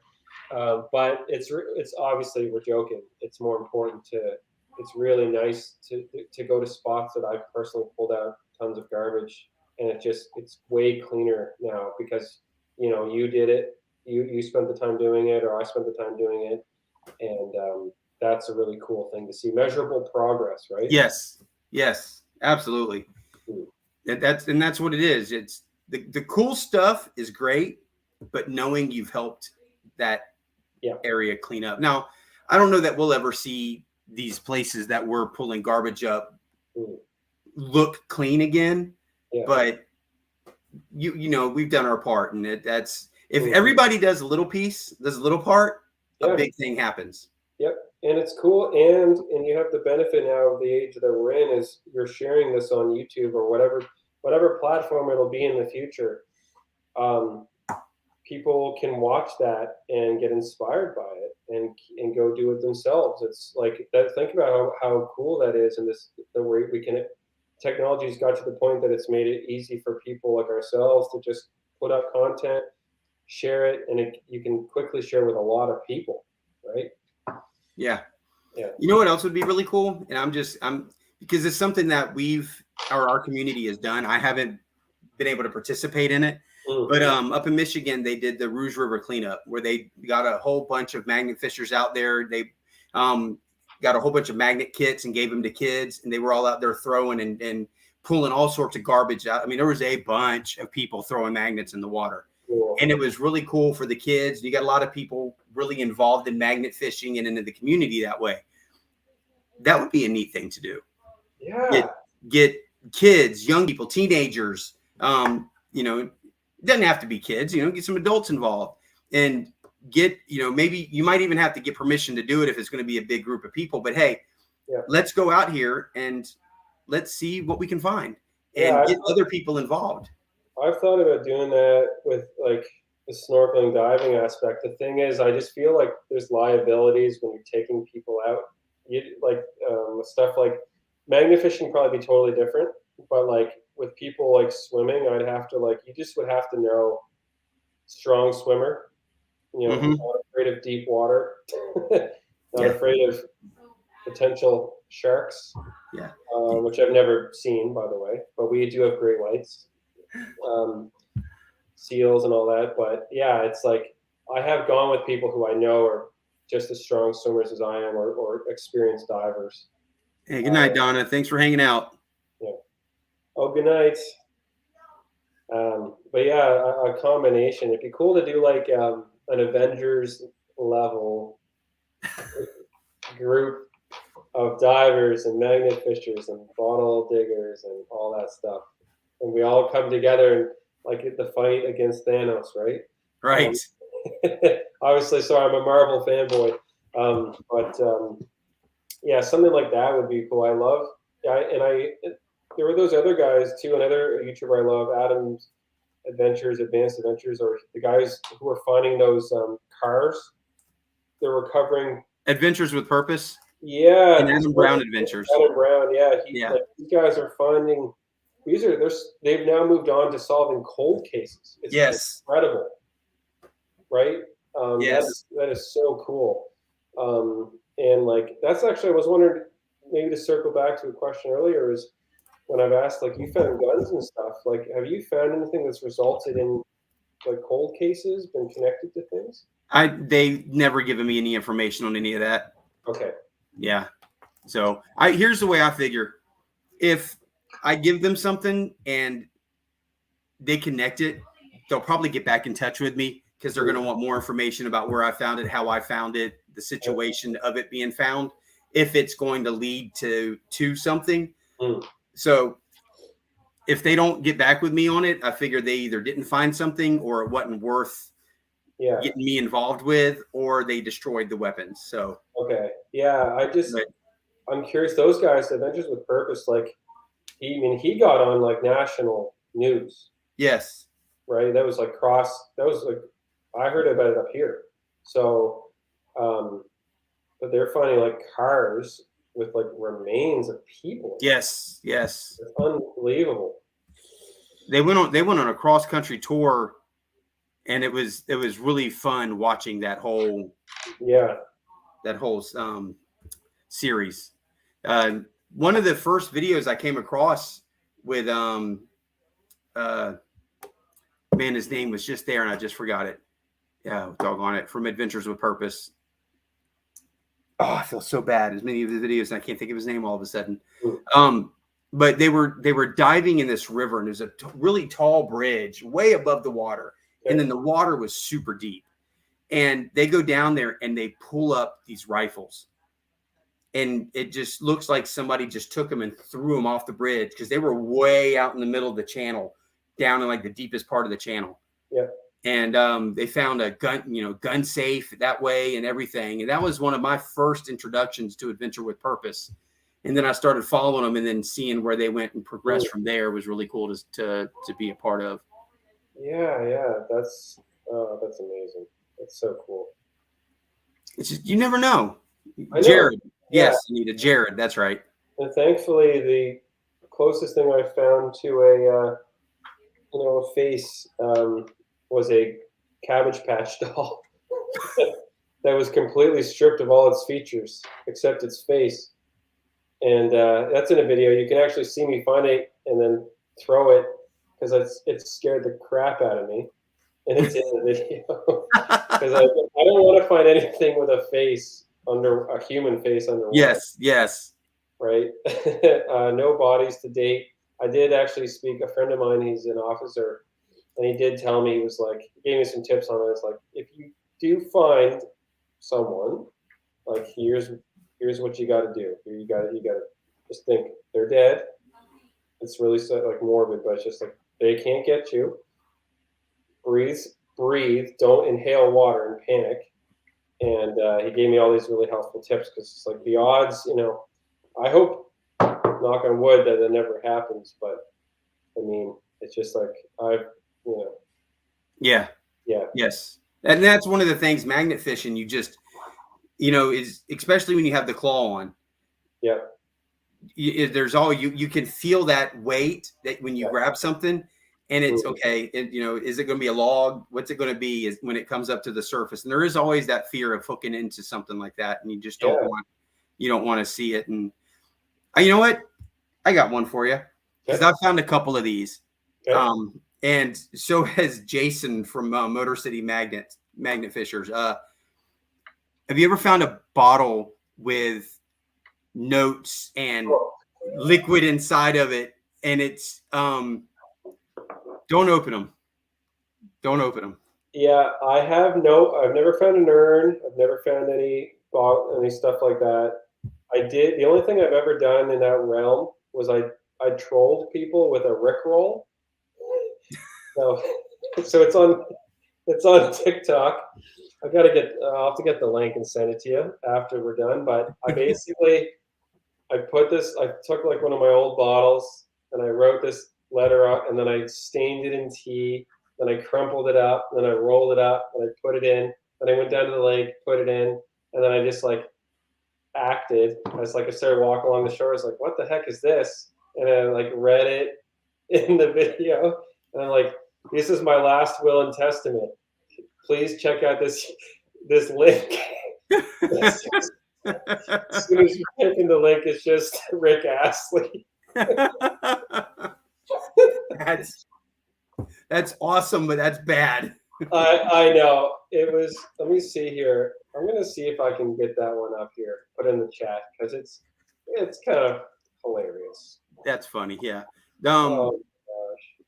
One thing we run into, unfortunately, are people who think we're planting Oh items yeah. and I finding don't them. think I've never. Yeah, that's never happened to me. I've never been,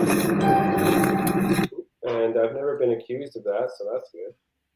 But I've never done it. Like you can kind of see, that's the thing about my style of video is basically you're just watching my point of view, and as I come across stuff.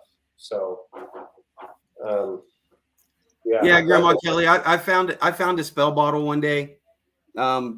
Chrissy was with me, a couple of the boys, and I was out with Jason, and it came up in the shopping cart that I pulled up, and yeah. we were like, you know what, let's open it. So we got that thing open, and I'm not kidding you, I smelled the content of that bottle for 2 days.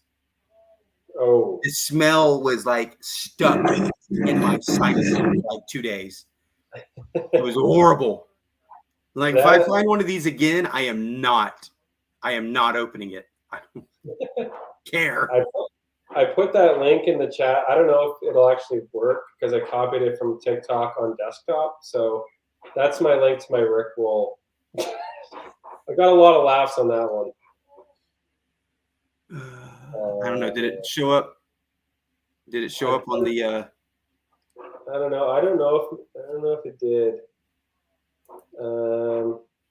It's like 4 comments back now.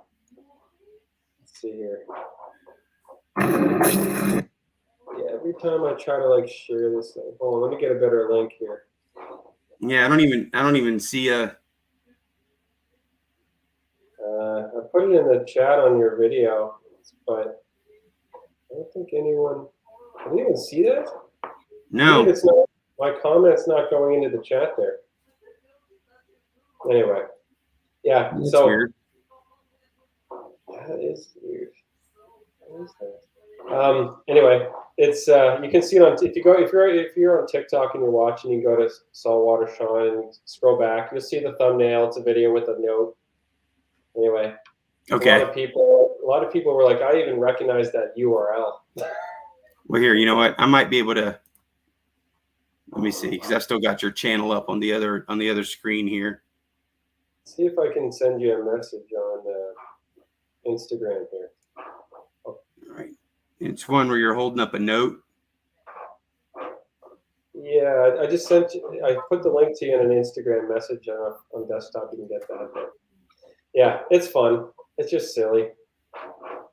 And that's the thing too. I love just like I've slowly let my humor kind of bleed into some of my YouTube videos. At first, I kind of just really kept my personality at bay and would just like straight up, this is where I am, this is where I'm diving, this is what I'm looking for. And then slowly I felt comfortable enough to start kind of letting out me who I was kind of more as a person and letting it be in the work. Right. But it took me a while to kind of work up to that because I was just, you just don't know, right? Like how people will react, and I was kind of playing it safe, but now I'm kind of letting my, weirdness bleed into stuff. So. And that's just so true. And that's just kind of how I was too. It's a whole growth process. Yeah. It really is. And that's the neat thing about doing these lives is that really helped me to open up more. Yeah. God, I'm not finding it. Yeah. I know I've got you in okay.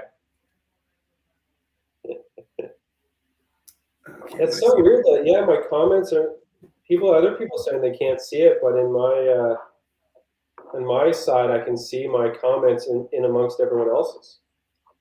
Yeah, I wonder if somehow or another somebody may have accidentally muted you. Oh. Yeah, and that's all right. Well, let me see. I don't know if it'll show me. No. You're right, Snorkel Pirate. What's the worst that can happen? People laugh at me and then have some enjoyment. I agree, and that's what Exactly. what I've got to. That's what I realized over time. It was just like I just and I've definitely had my fair share of trolls on YouTube and TikTok, and I'm kind of that. At first, it did bother me because it's like I'm a good person. I'm doing this on my own time, and it's just like and you're attacking me. And I've learned to basically now I'm just like cold as I just like you're done. Blocked. See ya. Goodbye. Yeah. Yeah. No time to suffer fools. No, that's for sure. Yeah. Well, yeah, I was trying to find that video, but I can't. I don't have a way to connect it from my. Oh yeah, that's okay. All good. We'll do it another time. So yeah, they can find it. Yeah. I promise you, you're gonna have a whole bunch of new views on a whole bunch of your videos. I haven't even checked yet, so that's cool. But yeah, Carl Moore saying I don't see Saltwater Sean in the chat at all. Ooh. Yeah, I don't either. Like just type something like, "Hey, how are you doing?" or something, because you were showing up earlier. I was. So let me see. Go to the channel. There's the video.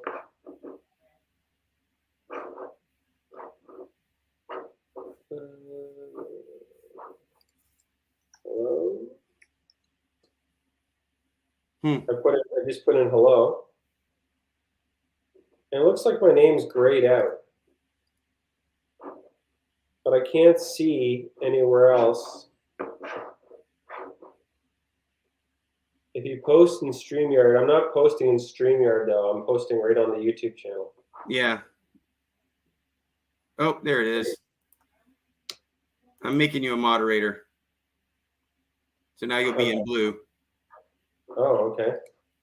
Hey, I'm here now. Ruth, your wife shared the link. Okay. All right, that works. I really appreciate everyone's effort who wants to be Rickrolled, so that's good. Hey, well, you know what? There's one thing for sure is they're never going to give you up. They're never going to let you down. Never going to let you down.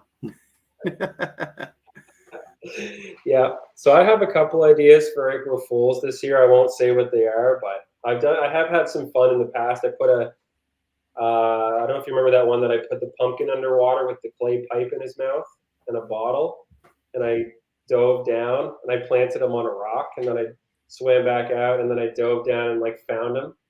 Yeah. Oh, I missed that one. That was a pretty fun one. So, yeah. I've done some fun TikTok ones. There's one. You remember the one where you got the if I break into your house, what are you going to do? Yeah. There's one, and it's the guy has his face is like he's got piercings all over his face. Oh yeah, I think I've seen that one. So I took a bunch of screws and stuff out of my drawer, and I like formed a face on my table. And I took my bag and I'm like.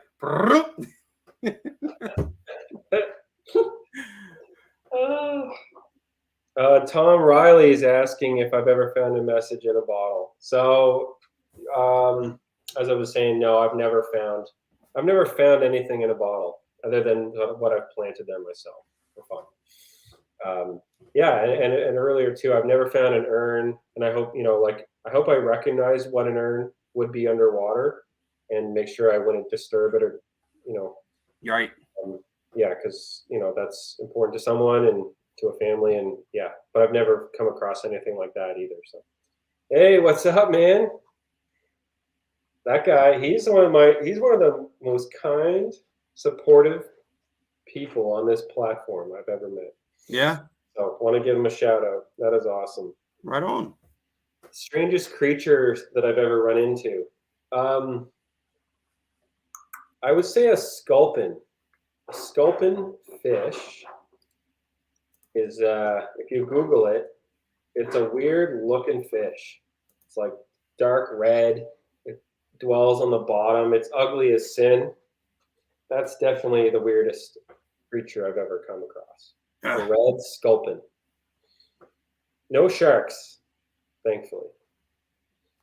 Yeah, I ran into some manatees and some alligators and some sea Yeah, some otters and stuff like that. an alligator death, that would be a really crappy way to go. Yeah, Yes. I have noted, like, yeah, I've seen some guys diving in areas and they're like, hey, there's an alligator over there. It's just like, or crocodile. What's common in Florida? Crocodiles or alligators? Alligators. Yeah. Okay. Where are crocodiles? Where do they? Crocodiles are more Africa and Australia. Gotcha. Yeah. We Gotcha. we do get some crocodiles Yep. in the area, but they're not. It's more the alligators because the crocodiles have the longer, narrower snout, and the alligators have the wider, more round. Yeah.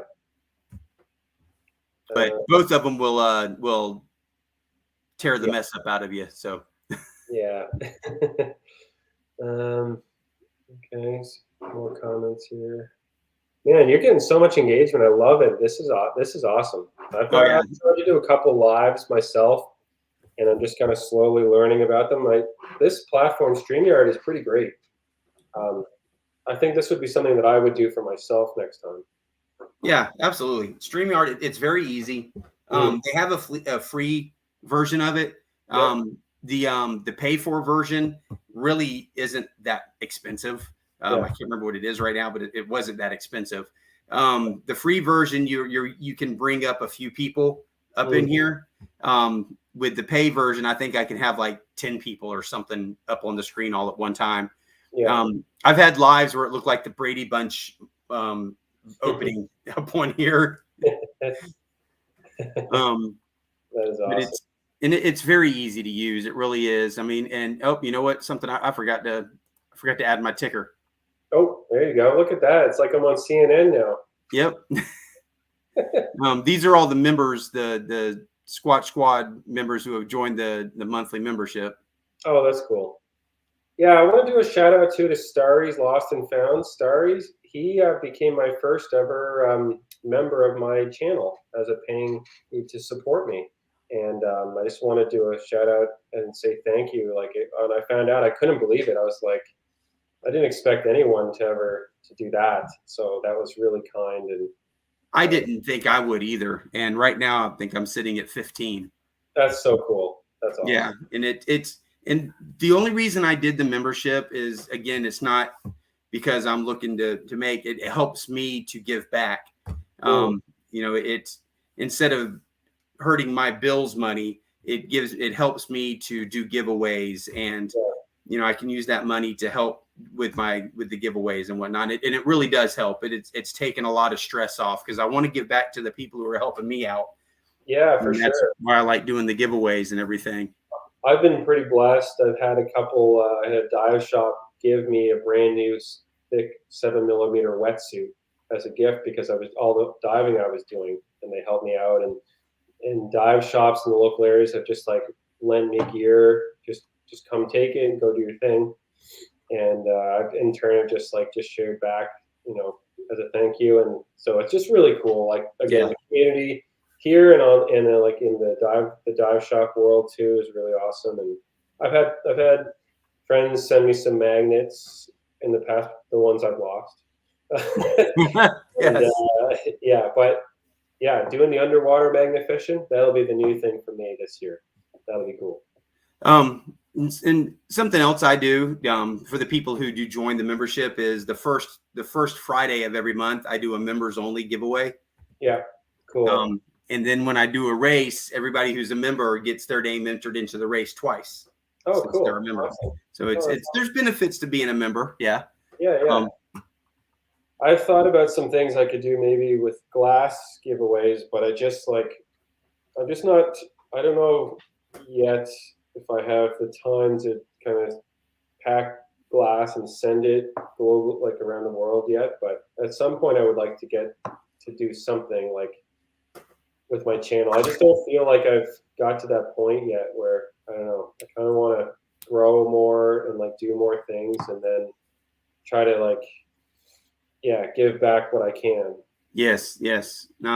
Jay Steels, if you want to drop the link for your channel, I've made you a moderator so that you can do that. One thing I do with my lives is everybody who has a channel, feel free to promote any of your social media, your YouTube, your TikTok, Instagram, any social media you have that's related to your channel that can help your channel. I love helping people promote. So yeah, go ahead, drop your link if you want to, and that way anybody in here who wants to go check you out can go check you out. It's all about helping everybody grow. Yeah, absolutely. And I've started thinking about, I would like to do, I've benefited from it. And is a lot of YouTube channels have done like shout out videos and have mentioned me, which has really surprised me. And so that's something I'm trying to work on. Something that I would like to do this winter is put together. I have like screen recording software. So I was thinking it'd be cool to do like a top 10 accounts you should follow this month, and then just take a little bit of a video from everyone to help them sub, and then put links, like do the overlays to go sub. So that's on my list of things to do this winter. Sean, put your logo on a small bottle and give them away. Oh man, I have to. Yeah, my brother made my logo, actually, the new one that's on my channel. My brother is a designer and he made that for me. And so yeah, I could do that. I thought about making like little like stickers or badges. To me, like, I don't know, maybe it's just my own confidence, but I still, like, who would want something like that for me? It's like, it has my name on it. It's like, I don't know, like, you got the magnetic Squatch. That's really cool. Mine is just like my name. That's okay. I mean, that's if that's what your logo is, and that's what it is. And something else you can do too are poker chips. Oh, that's cool. Yeah. I can see them from here. Here, let me get you one of the. Oh my goodness. I just reached into the box of the spare ones I have. This is actually one from Tidewater. Oh, yeah. Sweet. Also, Snorkel Pirate, I just got rickrolled like a fool. He just said everyone should check out this awesome channel. So I put that link in, and it's never going to give you up. Did he really? Oh, I can't believe I fell for it. And I was just saying how I did rickroll people. Great song, though. Great song. You know, that's the whole point in the video, though. But no, these poker chips, they're like, if you go to a casino and you hold those poker chips in your hand, yeah, that's the quality of these. And what's also cool is they're that's so cool, man. That's awesome. But it's the company is ChipLab, CHIPLAB.com. Yep. And they're so easy to design. You put your logo in there, you just make it fit, and you order them and they come in, and they're very solid, very nicely done. But this is my poker chip board. I've still got plenty of room for more poker chips on here. So if there's anybody else with poker chips that would like to fill up in here. Oh, cool. That's awesome. But yeah, there's a lot of different neat little stickers and to swap and that's what all this up here is, or just everybody else's stickers. And yeah, maybe, you know what, maybe I will make a sticker, because that'd be fun to do and get it out there. And now that I've done it for 2 years, I guess I'm serious about it, right? So right. Yep. Hey, Ashley, Team Sneak Attack. Hello. Yeah. Team Sneak Attack. They were Neon Raven. They're in Texas, and they're magnet fishers. Cool. And Neon Raven is Heather, so that was her channel. Then she got her friend Wiz and Ashley joined, and so now the channel was really the three of them.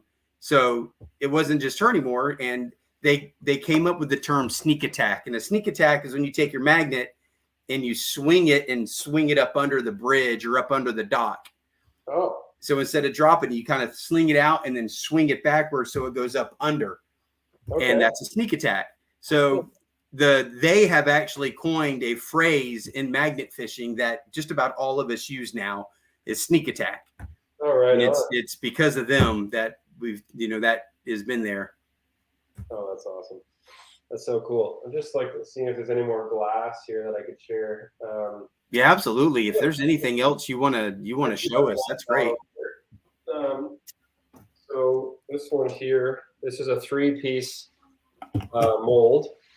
So there's like 3. You can kind of see the 3. There's like the kind of 3 parts to it. So there's this part here, and then the other side, and then the top was applied.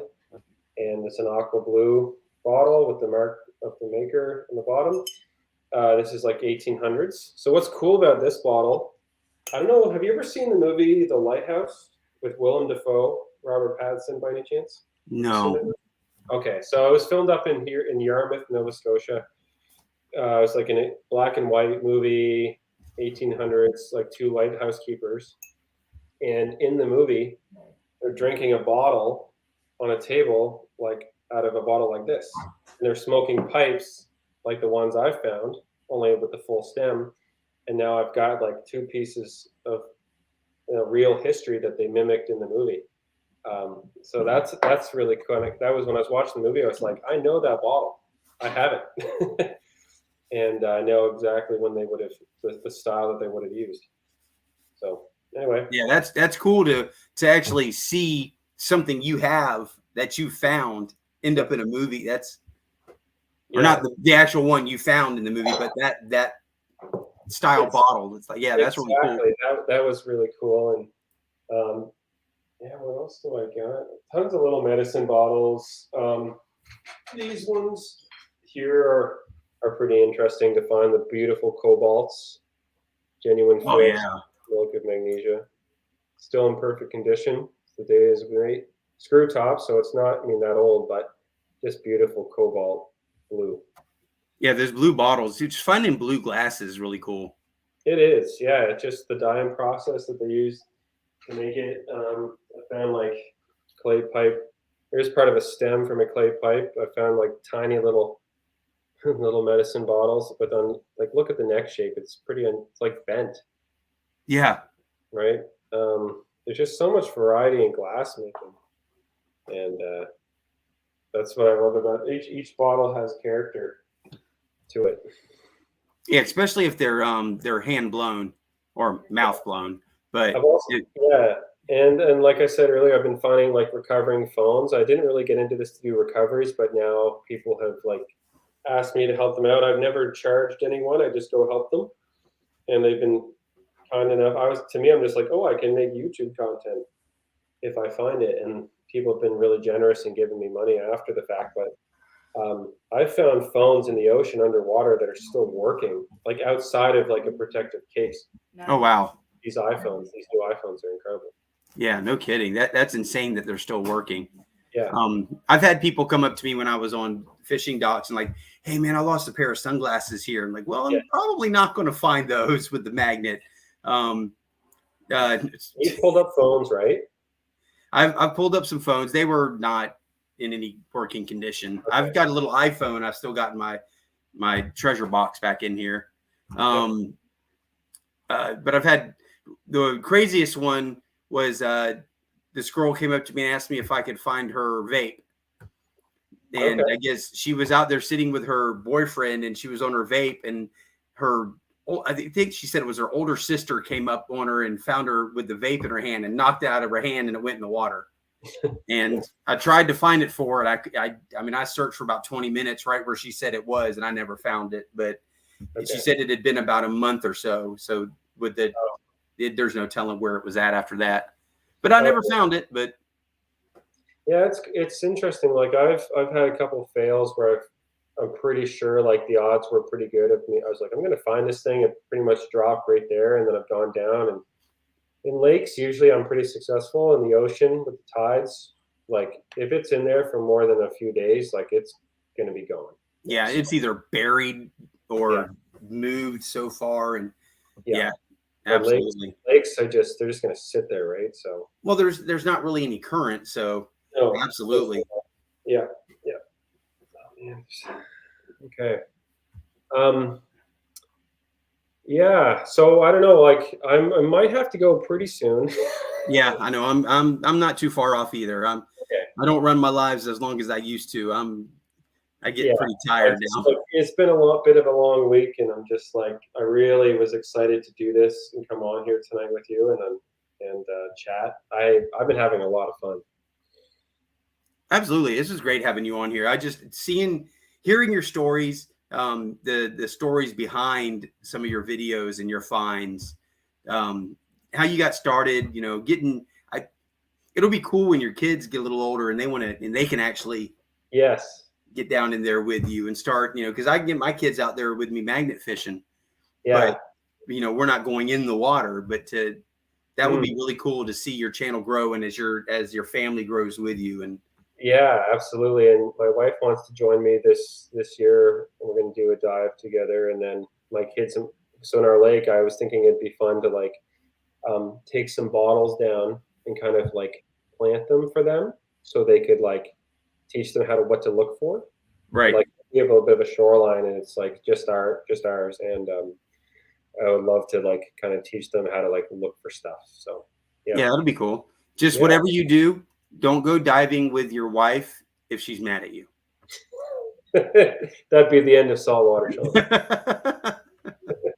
I don't know. He went swimming off that way, and I swear I saw him. he said something about a really cool bottle over there, and Oh, you're giving her ideas, man. Oh, that's too funny. That was too funny. All right, man. Well, yeah, I think I'll sign off. I might. Yeah, it's 1 o'clock now for me, so might head to bed. 10-4. I appreciate you coming on here. Yeah, no, Once again, everybody, if you haven't checked out his channel, Saltwater Sean, it is pinned at the top of the comment section up there. Just check, I never tell anybody that you've got to subscribe to somebody, but at least check him out. And if you like what you see, subscribe. Make sure you comment, hit the like button, make sure you hit that notification bell so you know when his content comes up. But one of the things that I've always said about your videos is for some reason they're just so freaking relaxing. oh, thanks, man. It's so relaxing to watch your videos because you can hear your excitement, you can feel it, but you're not so over the top, insane. It's just your videos are fun and they're relaxing to watch, and just the whole underwater thing is just so cool. So, Oh, thanks, man. I appreciate it. absolutely, Yeah. 100%. So, cool. Well, I'd love to do this again sometime. well, feel free any Friday night that you're free, and if I'm doing a open stream and you want to join the stream, Yeah. you're more than welcome to come up here and talk. If you've got anything you want to talk about with any new bottles or any new things you got on with your channel, absolutely. Yeah. Awesome. I will definitely do that. But And, believe me, there's people over here in the chat who are Yeah. more than happy to see it. And when I eventually do my underwater magnet fishing video, I'll make sure to give the credit idea to you. That's great. I'm excited to try that out. That'd be cool. Yeah, that'd be cool. So yeah, I don't know. Do you have to sign me out or do I sign out here? Well, you can just exit out of it. Okay. Just just click the X and you'll be gone. Okay. But man, I really appreciate it. Yeah, and I'll just say thank you again, and thank you to everyone who stuck around and listened to us, and thanks for all the questions. And yeah, if you like underwater, videos of people finding stuff and cleaning up the ocean, then I think you might like my channel. So yeah, awesome, and hope you all have a good day or night wherever you are. All right, brother, man. Thank you very much. Yeah, talk to you later. See you. All right, good night. Well, how about that, guys? That was awesome. Thank you, Jay Steels. Appreciate that, my man. I'm going to get to you here too. Now that I'm able to get over here and see what's going on, I got to get off of the regular stream though. Go back and find you, but I will get you here as soon as I can, Jay Steels. So that was absolutely an incredible time having him on here. Great channel, great guy. I mean, that's the first time I've really gotten to talk to him other than just on the chat, and down to earth. It was cool having his wife in here too. She's throwing some questions at him as well, and her being involved with it. And if you ever watch his videos, you'll see the family involved, and it's cool. It's so cool when you have a family who can get involved with the channel and get the kids in there and be involved with that and grow together and learn. And it's a really neat thing to see. And he's got that. So that's cool. You're welcome, Ruth. Thank you. Thank you for being there for him and supportive and letting him do what he does, because you're sharing him with the rest of us, and we appreciate that. So, I'm tired too. I once again, I appreciate everybody from coming in here. I hope you've had a chance to go check out all the channels who have posted their links for any of their social media. Don't forget, next Friday is going to be I'm going to be doing the drawing for the giveaway. I'm not going to do a race for it. It's going to be everybody who has gone to the video that was released today or yesterday, depending on where you're at right now. Right now, for me, it's even yesterday. But it's the 3 AK-47s found video. If you go to that video, make sure you go down into the comments section and type in hashtag Squatch Squad. And that will get you entered into the drawing for the Squatch merch. And again, it's going to be the shirt. It'll be the shirt that I'm wearing. And it will be the Squatch hoodie. And it's going to be the Squatch stainless steel water bottle, the Squatch coffee cup. And it will also be some poker chips and some stickers that I'll be sending you. So that's what my 1,500 subscriber giveaway is. And that giveaway is open all week long up until next Friday, right when I go to do the race. So whoever has put in hashtag Squatch Squad in the comments of that video, at the time I hit the button on here, will be the winner. So I hope we get hundreds of people. Would be cool. I'd love to have a chance for any one of hundreds of people to get it. That would be awesome. Yes, Anita. Hoodie.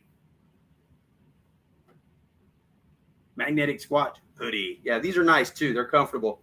This one smells like Chrissy because it's the one that she wears. It smells like her perfume. But that's what it's going to be. So before we head out for the night, does anybody have any questions? Anything they'd like to add? If you are interested in any merchandise, you can go to the it's just simple, the magneticsquatchstore.com.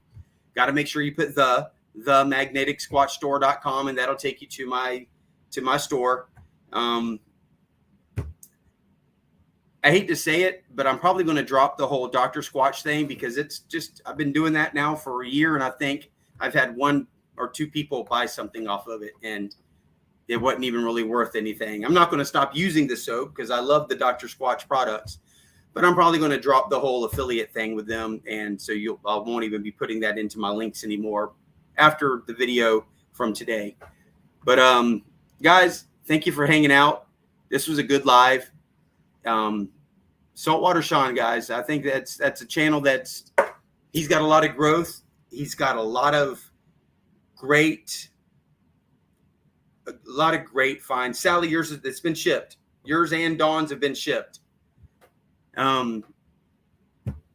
Actually, it can be worldwide, which is neat about the giveaway, Dawn, because when I go in to do everything, it gives me a US or Europe, and they actually have a factory in Europe where they can print and ship from as well, which saves on shipping. So, all right. Guys, I appreciate it. All the new channels that I saw tonight, everybody who came in, thank you very much. Guys, I love you. I'm blessed because of you. We'll see you next Friday. Guys, make sure you leave the place a little better than you found it. Stay squatchy, y'all.